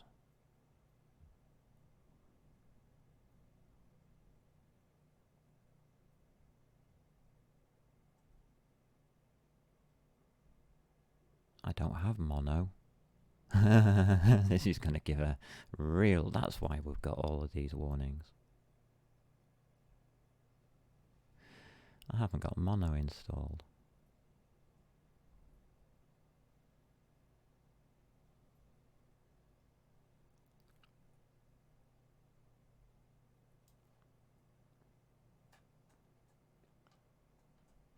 I bet that's what this is. No, I can't go any further back, it's got too many.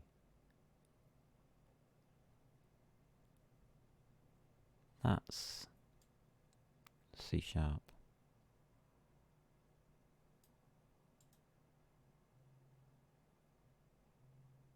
Yep, that's C#.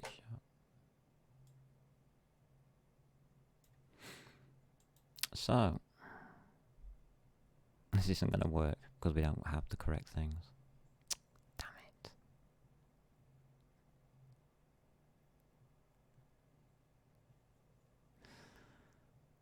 I can't do this in any way that I can think of, but that'll work.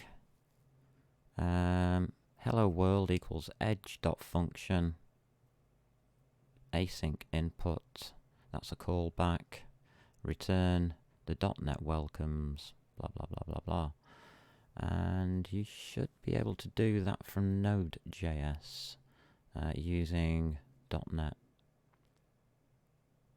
That'll work with .NET, but I don't think that's the best way of doing it.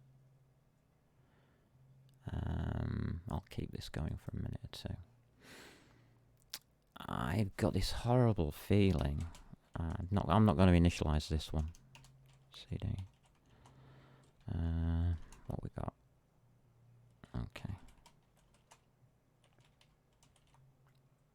Right.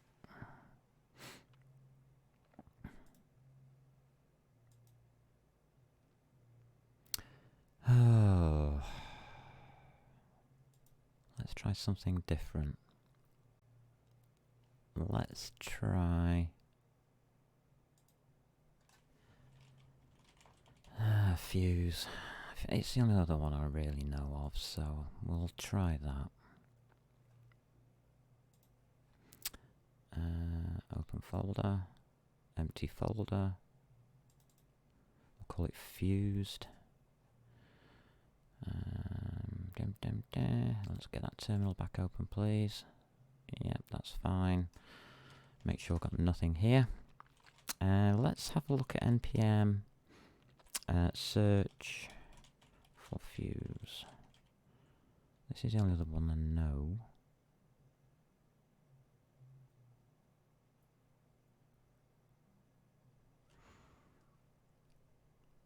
That's not right.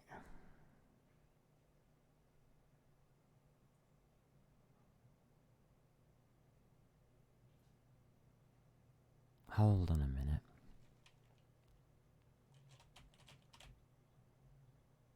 Let's try a different search. Let's try Electron Fuse. Oops.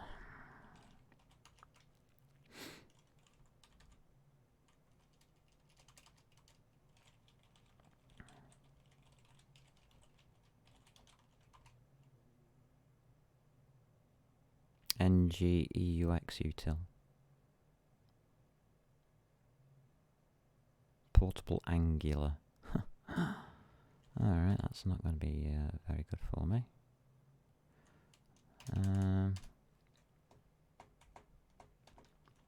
Edge.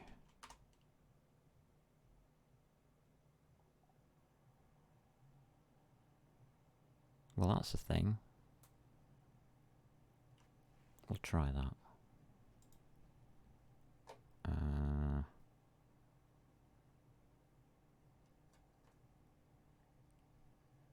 Have you tried all of these links? You can't.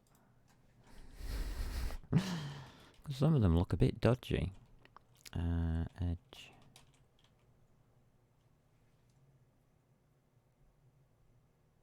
Run a Node.js process on Electron using .NET. Self-contained. What the hell's MTI? Interesting.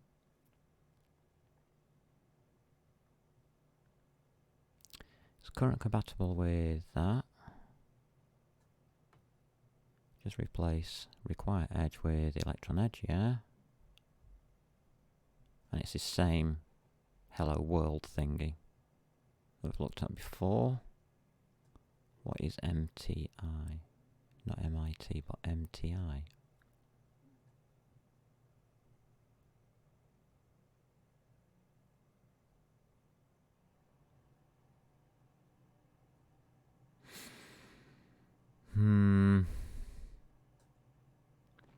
There's your ESS and ESS6.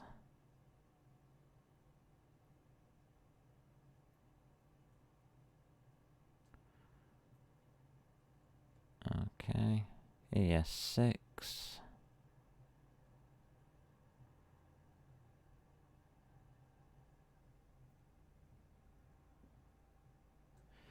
You can also use it from C# using system, using Edge.js. Now that I wouldn't mind doing.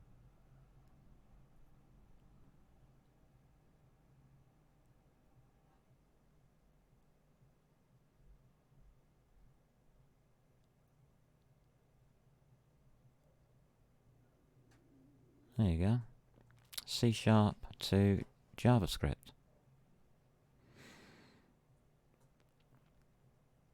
So if you can do C# to JavaScript, you can definitely do F# to JavaScript. Read the info queue. And there's a guy who podcasts it.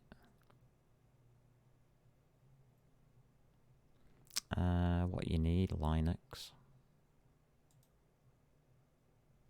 Linux setup instructions.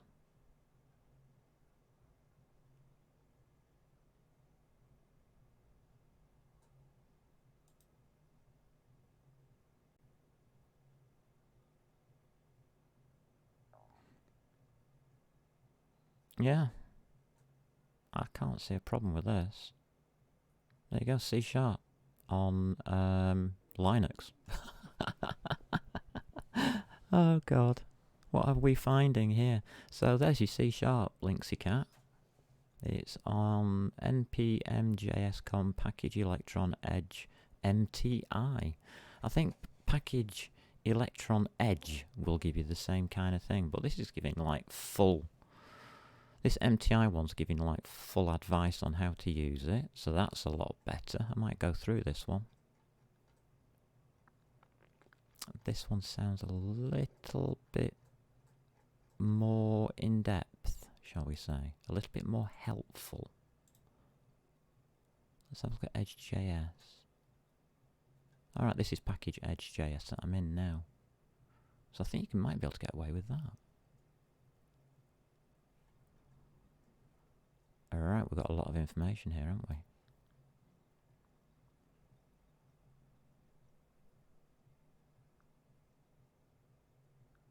Alrighty. So I just didn't go down before you dive in, yeah.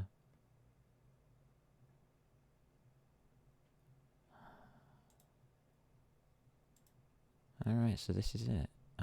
Building on Linux for a normative set of steps to set up Edge.js on Linux with both Mono and Core CLR.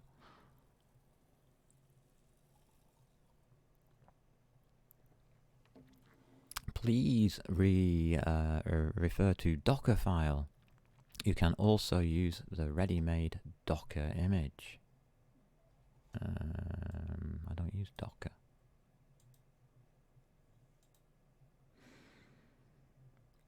Okay, Mono.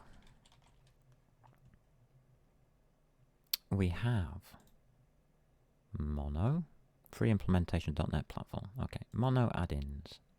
Generic framework for creating extensible applications.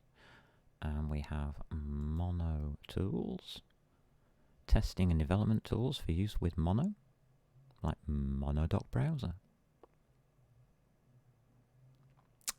We have Python, monotonic. That's a good way of putting it. An implementation of time, monotonic. Yeah, all right. What's this one? This is Firefox, monospace typeface. Alright. So I'll have to install that.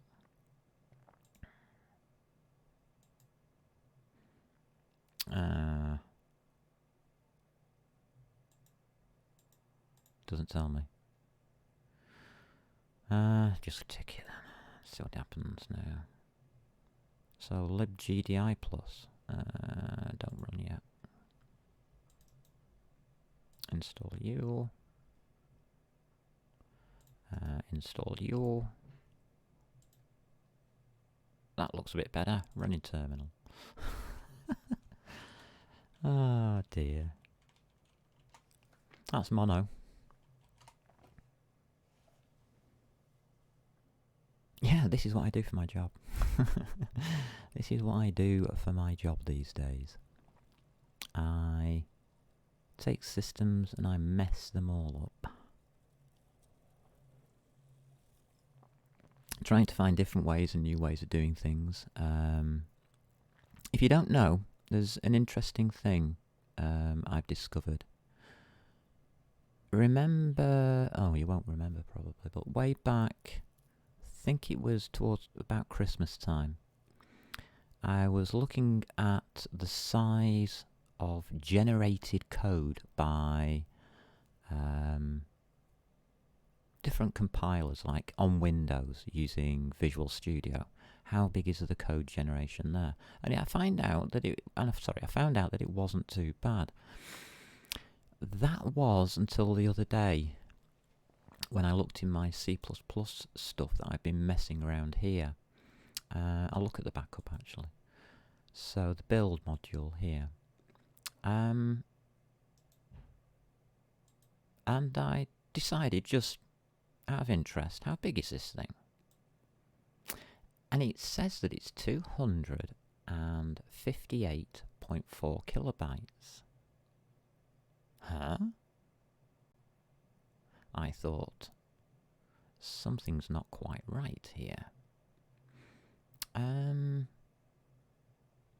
So I decided to mess around with this, and I mishit the keyboard. So I pressed a key combination that I shouldn't have done. And I'll show you what happened. So let's just do this. Let's see if this one is the one. Yeah, this is the test I was running, just keyboard test on this. And I accidentally hit Control and was it Escape? Escape, I think. There we go. Control Escape on my keyboard brings this up. And it's running at 29,000K. 26,000K. 26 meg. With 61 here. Oh, wow. That's actually quite low. Visual Studio, by the way, is about 500,000. So in respect to other things, like a web server, Firefox, or a web browser, I should say, is at 160. That's, wow. I was quite impressed by that. So Control Escape does that. Yeah, that's my C++ window at the moment. Oh, there it goes. I've fixed the problem with it just crashing out on me. Press any key to continue. We're done. Right, what else do you want? Core CLR. What's that under? Is it just under mono?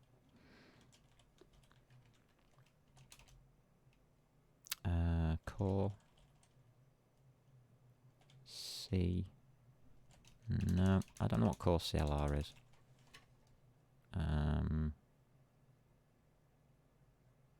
Keep that open a minute. Manjaro install core CLR.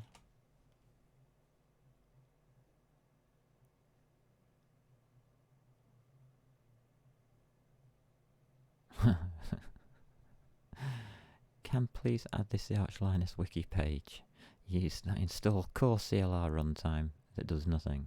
Okay, so it's a .NET runtime.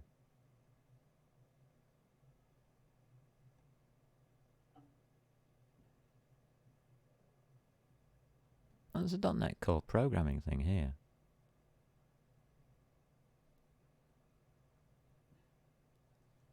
Okay.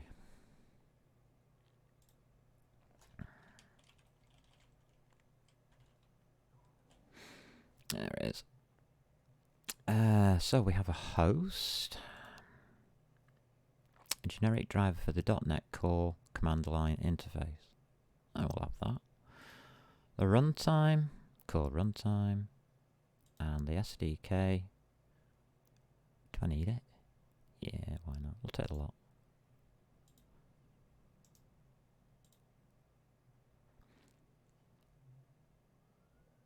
Yes, we need that. And the SDK. I'm only going to add that one in, not so that I can alter .NET. Just say yes this time.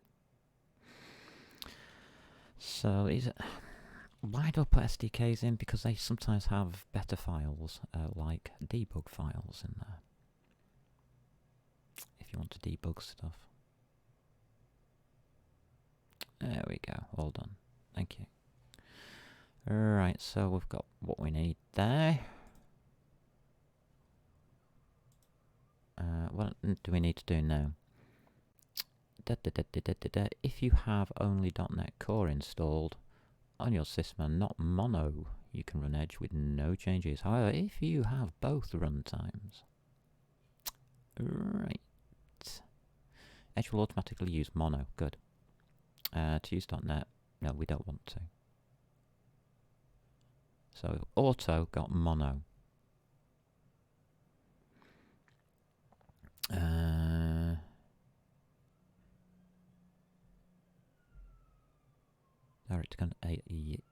Yeah, okay. The directory containing Edge star node. Alrighty.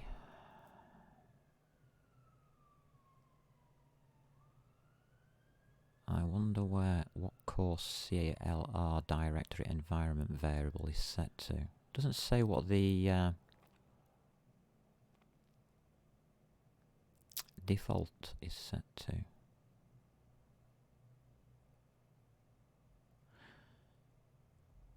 Version environment variable was okay. Alright. Okay, scripting Node.js from CLR. C# console application or ASP.NET web app explains how you include and run Node.js code in your app.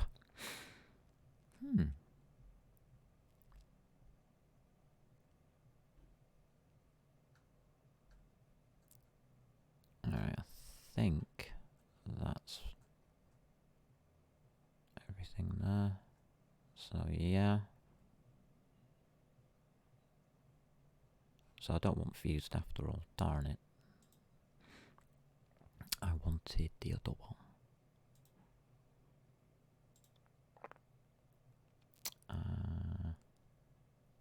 Twitch.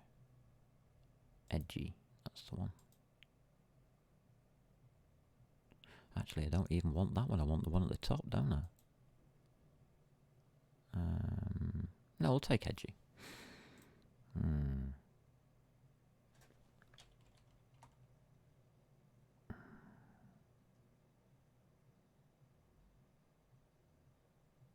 Oh, I've got a load up on my video preview.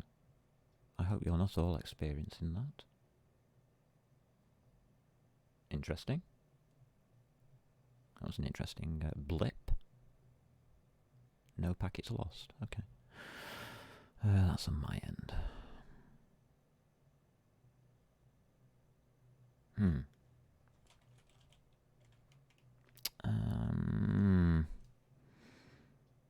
I'm not happy about this.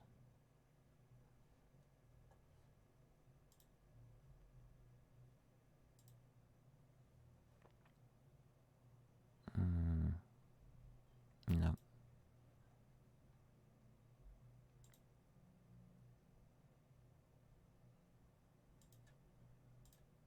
Twitch. Go back to Twitch. Right, this has got all the stuff in, hasn't it? Alright, so npm install, and this is, I want the electron hyphen one, don't I? Where is it gone? What am I looking at? God, there's tons of rubbish here.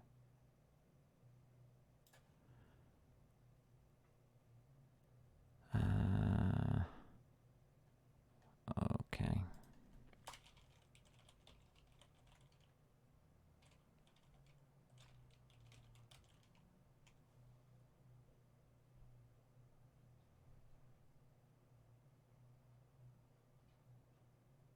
Was that one, was it, that just linked through? I'm not sure I like the idea of this one.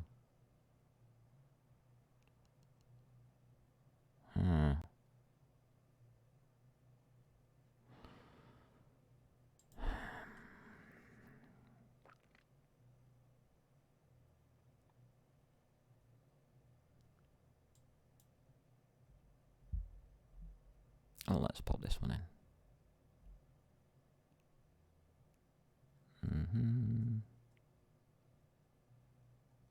Windows, blah de blah de blah de blah de blah.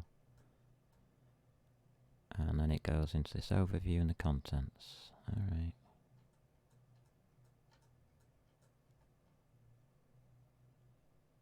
Okay.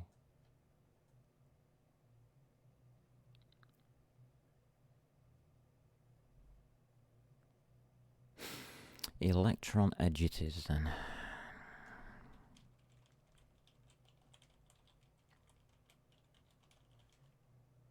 And I just typed it in this part here, because it's silly and keeps putting me in there. So install electron edge.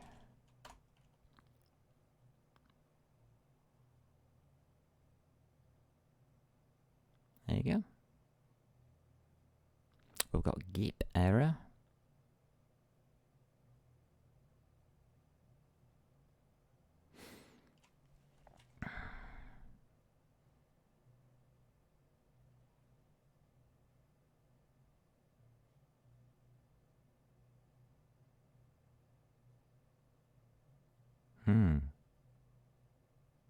Has no repository field. Yes, I know it doesn't. Oh, grief. Alright, seems a bit dodgy, that.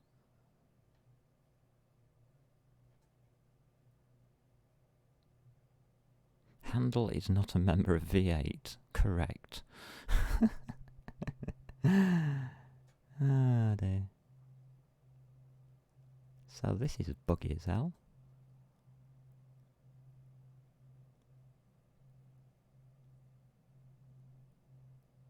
I really don't believe half of this stuff, you know, it comes up with. It's just like, wow, what a load of rubbish.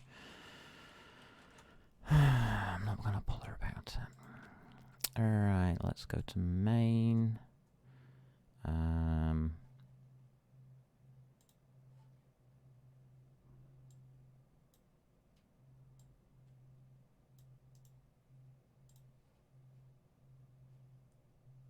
Let's do that.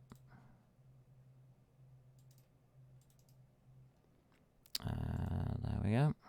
So according to that, we now have edge. Well, there you go.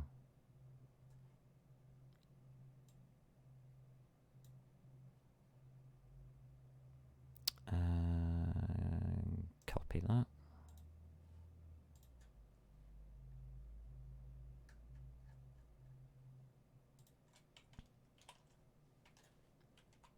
Okay, that doesn't look too bad so far. Just make sure I've taken all that other rubbish out of me thingy. Yes, I have. Good, good. So this should be .NET according to that. Okay.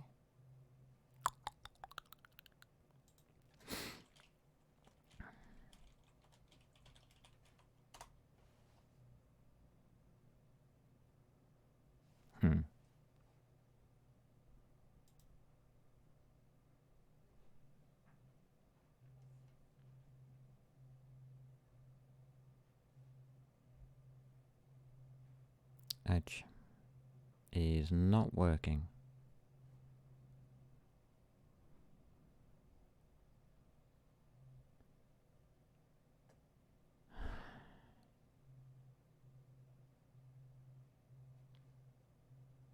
Why me?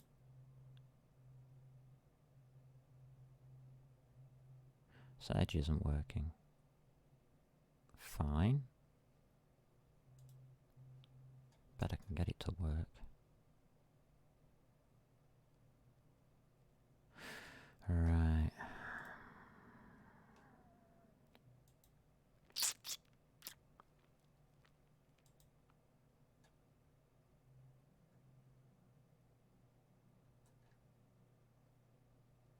Let's try Electron Edge -JS.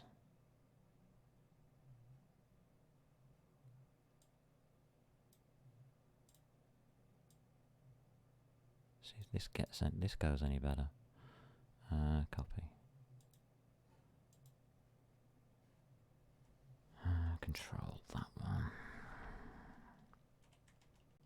There's no paste on this. Is Unix. There we go.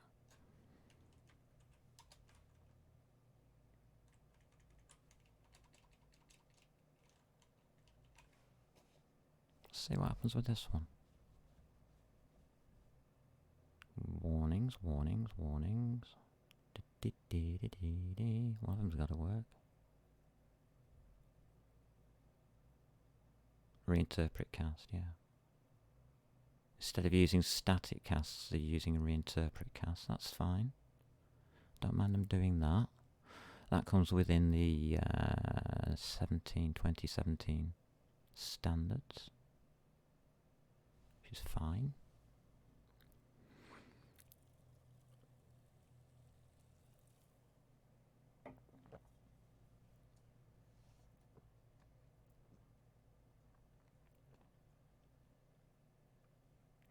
Okay, come on, you can do it. Good grief, this is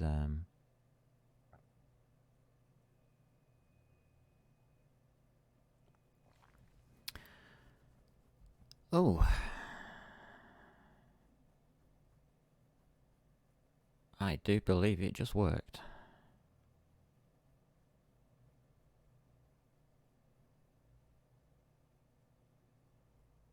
It worked. Oh my god, it worked. So I'll go back to the top. This time what do we need to do?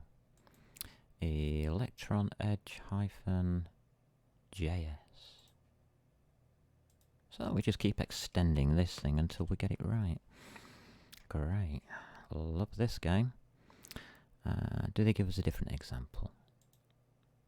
Not really, I don't think so. So that's that, yeah. Var blah-de-blah. Return net welcomes. I'll copy that, but this time I'm not going to put it on the site. I'm not going to overwrite it. Edge function, yeah. So I want to make sure it's exactly the same.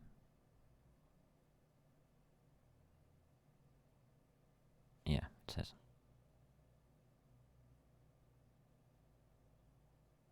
The function is also delimited. Doesn't do anything. Interesting. Okay. Done all the alterations according to that. Just wondering why they put the /* there. Okay, differences, quick start, blah-de-blah-de-blah-de-blah. That takes you back to the other one. Yeah, okay.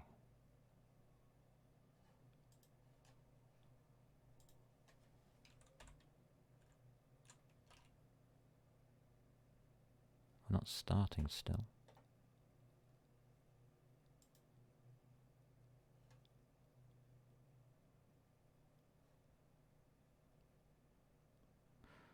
I'm not getting a native CLR node, am I?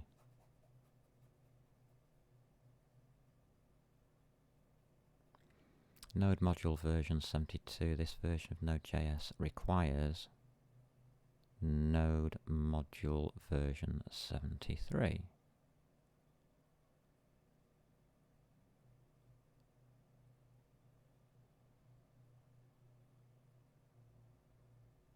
Does anybody know where I can get Node modules version 73 from?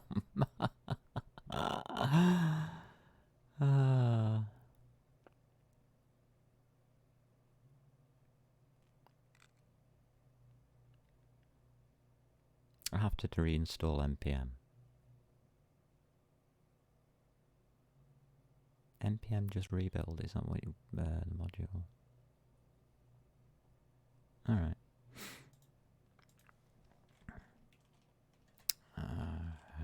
npm help. I don't know. The command list. Update.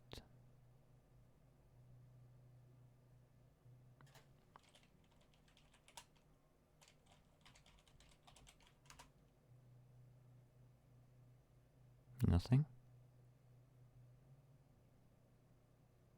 Okay.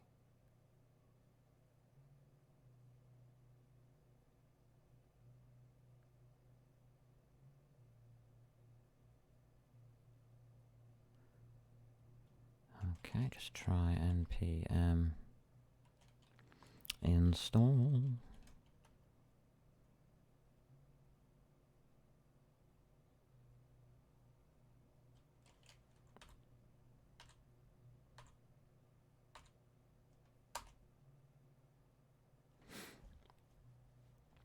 No.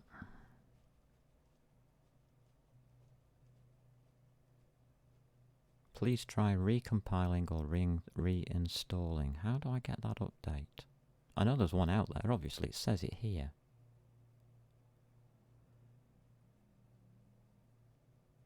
Where is it? Where is it? Where is it? Does anybody know how to do an npm update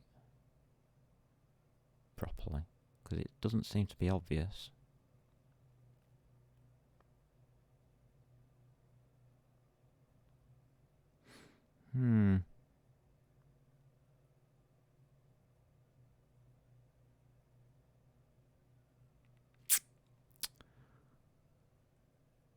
No, updating npm this. That's what it wants. Module version 73, please try recompiling or reinstalling. This version of Node.js requires version 73. A different Node.js version, sorry. What?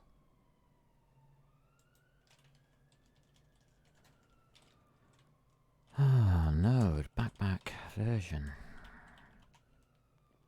12.9.1.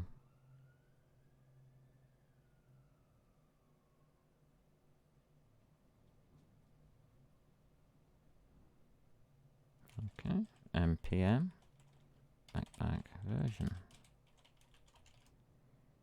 6.11.2. So what the hell's it talking about, this module version?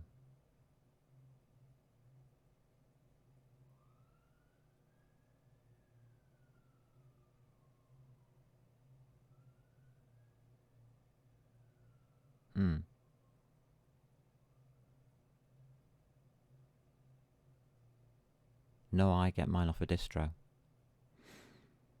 The choice of Node and npm that I have is not my choice. I'm using Arch Linux for safety. So yes, I can understand that a module may be one lower than the most recent, but I don't see why that module is a dependency. Doesn't make sense.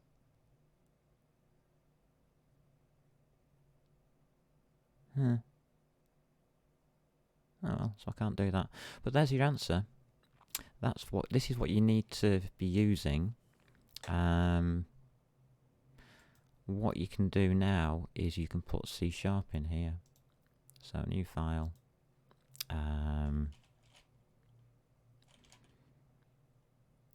My game logic, call it. .cs. There we go. Using Is it system?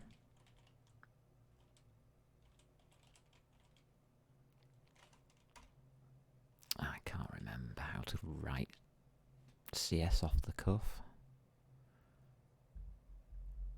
You'll be using that, and you would need a library. What would you need? Yeah, very funny.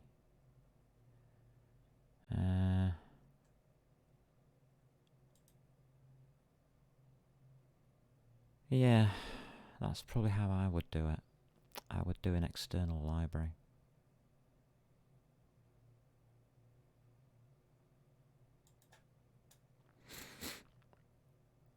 So you make an external library out of whatever you've got here. So you do this library thing. Those are all normal. You can have JSON files in C# anyway, so that's fine. Let's have a look here. Yeah. Nothing exceptional in there. And that's just a project marker. So yeah, you just write your C#. You can make it into a library, or you can use it to run the whole program. And then just throw out to JavaScript anytime you need to. So you could have your whole program here going down into some programming like C script stuff. I'll show you what I mean. I have a good folder somewhere. Where is it? It'll be on D drive. I always have something on D drive.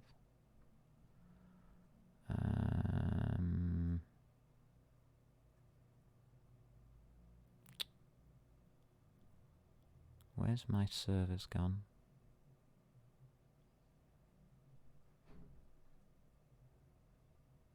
I usually have servers on here.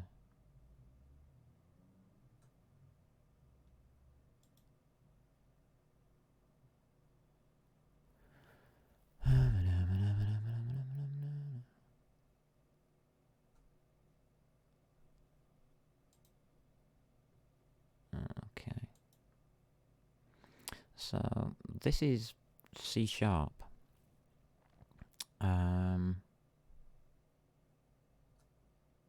got a solution file there.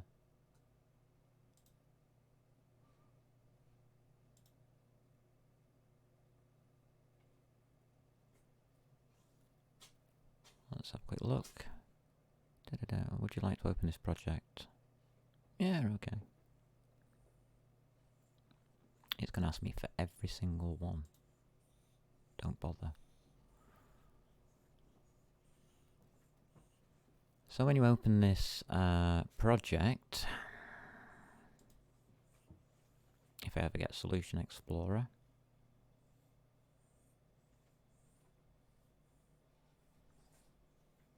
I bet it's crashed. No, it hasn't crashed. Good. Right. Can we have our Solution Explorer now, please? Thank you. We'll just pin it up here. Let's have a look through. See how they do it. So you'll have your standard. That's what I'm looking for, actually, the config files. You'll have your standard CS files. Okay. So we've got XML version. So there's XML in here. So it isn't a big jump to HTML. So we've got the .NET framework, startup and configuration, but there's also quite interesting stuff in here. So that looks all CS. Okay. Got a manifest file. An OBJ.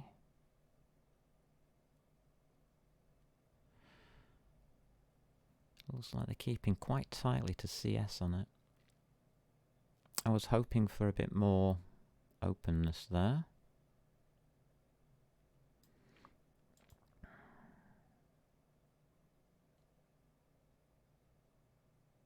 They're not coming out CS.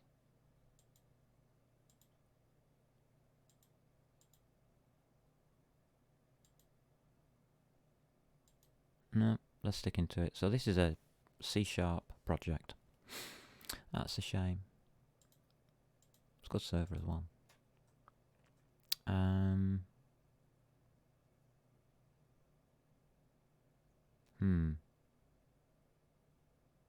So I can't show you on that one. That one's been done by somebody who likes C#, obviously. It all depends on what you're trying to do at the end of the day, I'm guessing.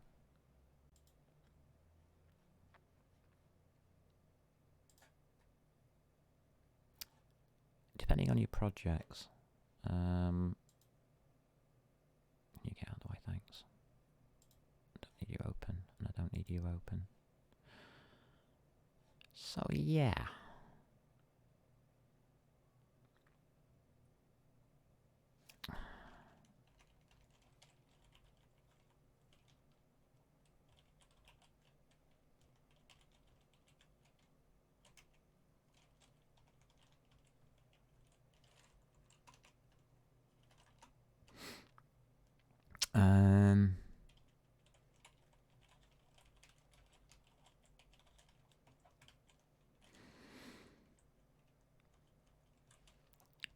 There's not really too much I can think of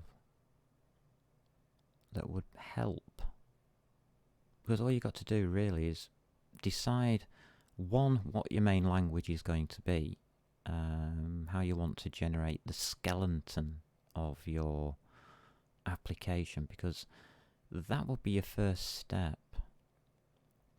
There's loads and loads of different kind of things, like this P5 stuff. There is whatever I've just chucked in here, which actually seems to work. It's telling me that I've got the wrong things, but heck, I'm not bothered. It'll all work at the end of the day. It's rather weird that way. Rather weird. Just pop you in there. I can keep you going in there. I can keep you... It's not going to run because of that. Interesting. And is that function now invalid? Yes, it is.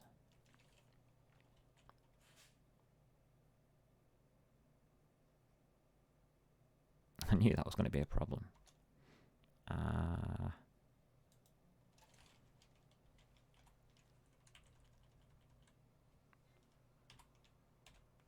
Right, that gets rid of it all. Right.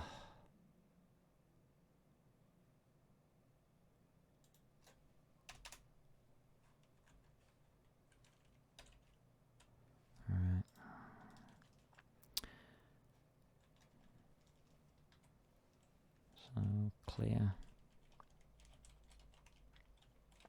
npm start.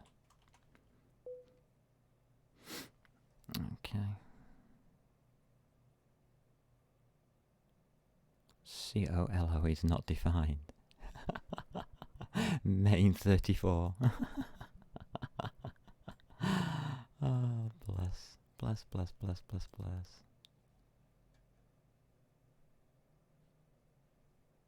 You're quite right. I started to type something and I never finished it. Excellent. That is so funny. Alright. Ah, bless. So, yeah, we haven't got any errors now. That's good news. That's corrected. So it's not too bad. I think what I would do is I would probably start with something like this running continuously. I'll take it out of this browser and put it somewhere else. And then I would be able to do it. Be able to develop some kind of C# back end to it.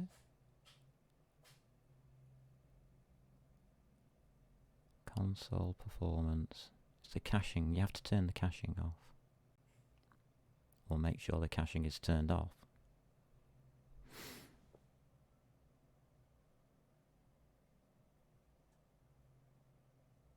Why is the node joiner here?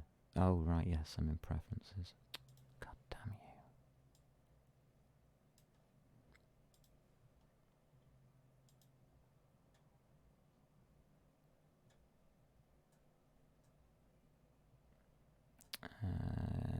There we go. So under network, disable cache while DevTools is open. If you don't disable the cache, it won't update. So if you make a change in here, it won't update here.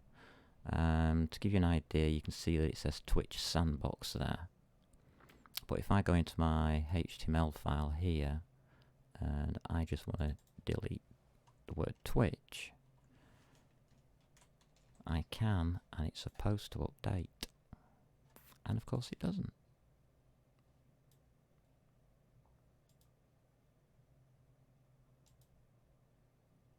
It's supposed to do that, and it didn't, which is annoying.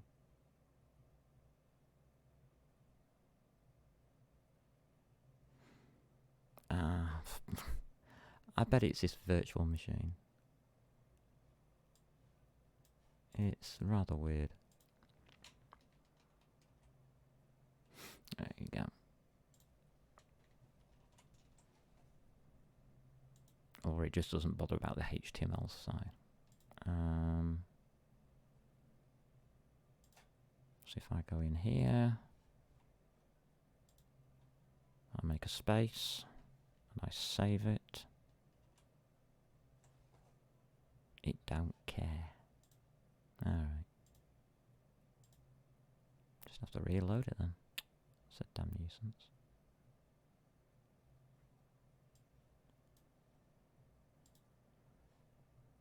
Unless it was because I had the settings open. I know it does it, but it's how and why I can never get the hang of. So yeah, I would mess around with this and get this working.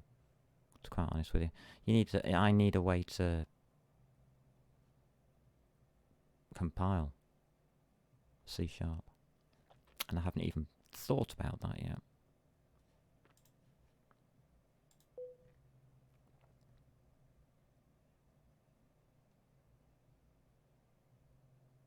.52.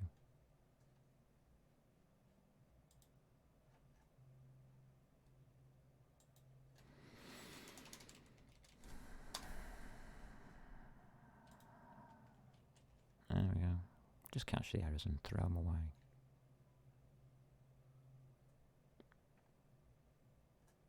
Interesting. Okay. I think I'm happy with that. Is there anybody that needs more than that? Because it'll mean I'll have to do a little bit of programming. But instead of smashing my head against a brick wall with this, I think I would need to use Visual Studio because it's going to be easier. Because it's easier just to set up a CS there. Because it's designed for that. Whereas setting up a CS in this, we got anything? I could do. Might be interesting.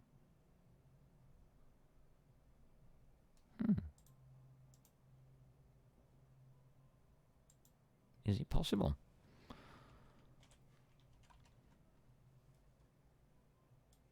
Is it possible to do C#?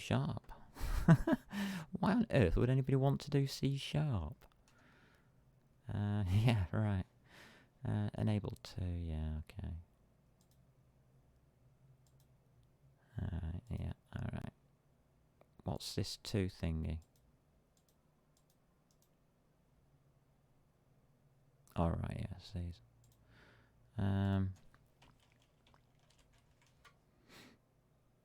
C#.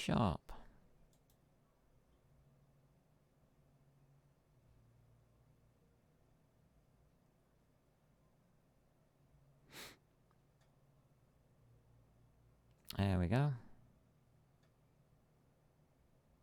OmniSharp.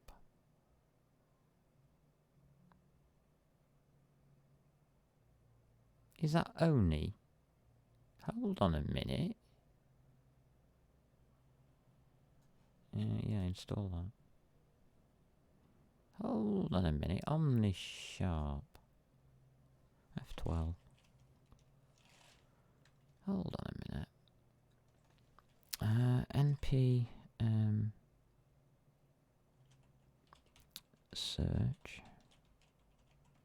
Omni. O-M-N-I.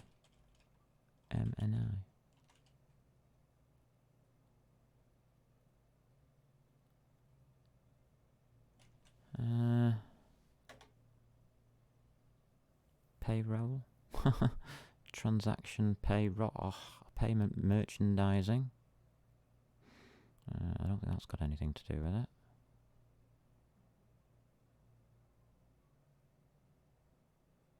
Office 36, the extension for Omni AFX.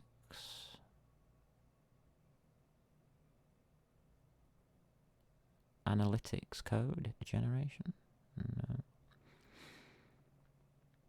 jQuery plugins.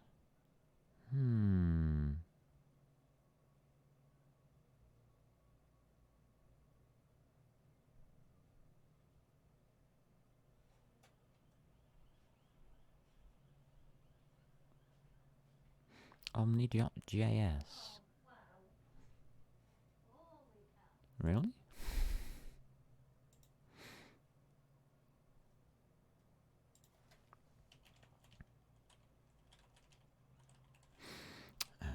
JS, please.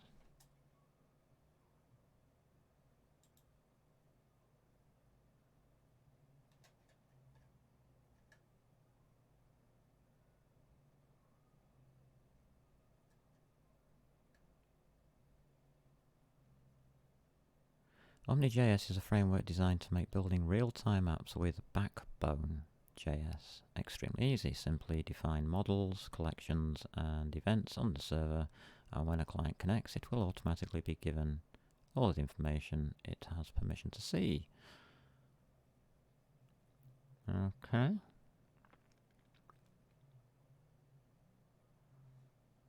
Omni collection.players.findWhere. Alright.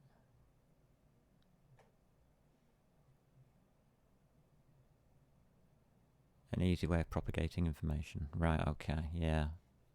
So you can actually make a multiplayer game out of that. Oh, I just got thank you for my pizza. Oh, thank you. That's nice of them. Semi-interesting, but what... I don't understand why they'd be using...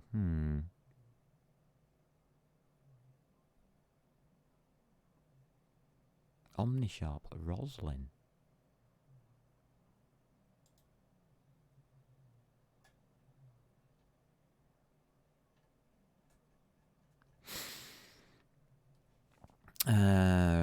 Based on Roslyn workspaces, and it provides project dependencies and C# language services to various IDs and plugins.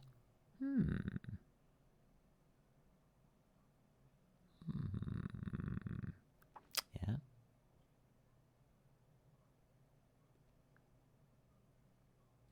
For Arch Linux users, you need package MS Build Stable. I didn't even know that was a package. What?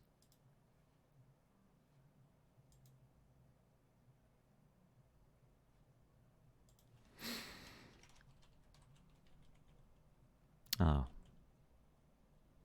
Duh. It's not a package. No. That's right. I know what that is.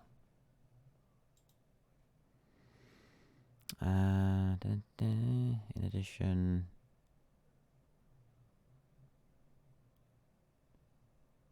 libuv. Okay. Surprised what you pick up on these web pages. Libuv.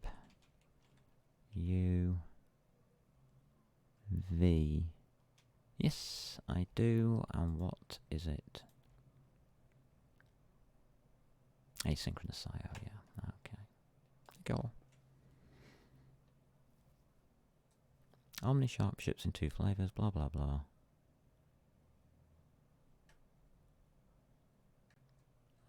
building it. VS Code, yeah. Yep.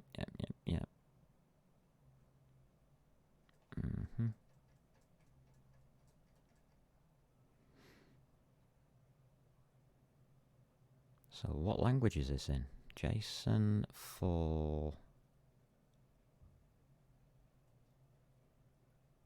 data.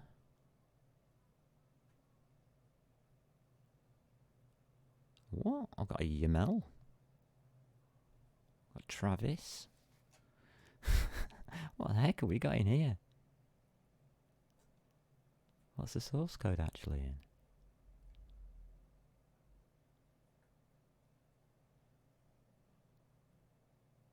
Should be C#, I would have thought.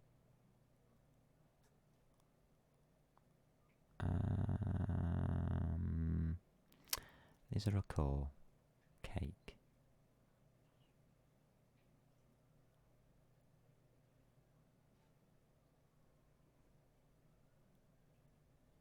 That's a driver. Okay.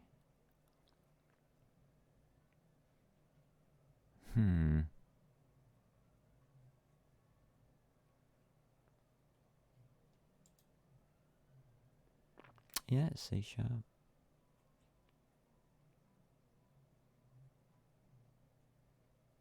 I find things like this amazing, really, because once you start looking through them, you can see how the C# is built up, and you can also see how different things are being used. That is interesting.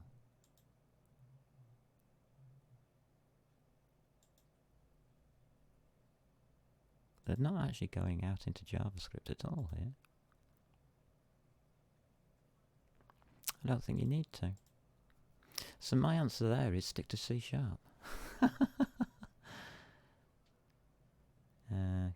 okay. I think it's gonna be easy just using C#, but we will find out. Right, that's the extension anyway. I've got that installed. Okay. And all I have to do is close this. Alright. I'm happy with all of that. I think that's a little bit more of an explore than I was expecting. You can see now that my job entails a lot of reading and noting down of what information is good for what. I'll just delete these three actually. I don't like what I did. I might build one of them though. Yeah, do that. We'll just clear up. Clean up. One thing you should never be afraid to do. Just delete. Alright, so I've got these three, and what I'm going to do is I'm going to develop very, very small programs in each of them. But on Node.js, there's something weird going on with this initialization business and install business. So I want to sort out my installations versus my initializations and make sure that everything that I'm using is placed in the correct order. Otherwise, I know damn well it won't work. That's the biggest problem with Node.js. It's a mess. It's a total, utter mess in there.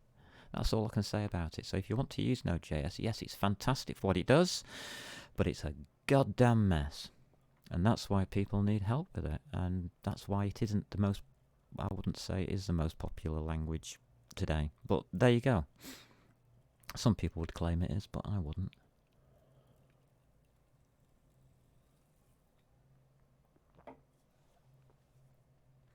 Hey-ho.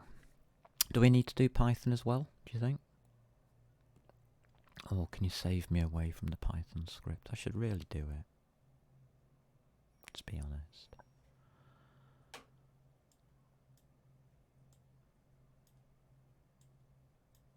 Right, those are placed. Lovely. Let me just bring this down now.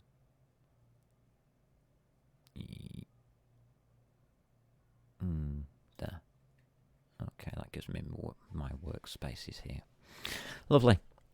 Right, so next week we will be delving more. I think I'm going to possibly put together something in C#, put together something in, well, I've already got stuff in C++ that's useful. I'll do a little side thing in here, a sort or a search or something. Probably a mini sort routine or something like in C++. C#. I'll have another folder. I'll just call it C. These two folders probably will contain the same.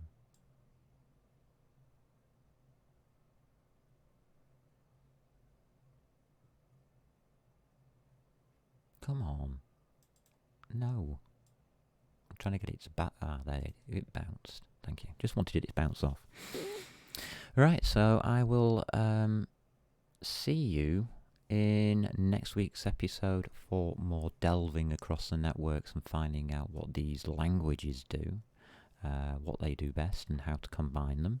I think it's a good experiment, good exercise each week for me to remind myself of all the different languages and how to code in them.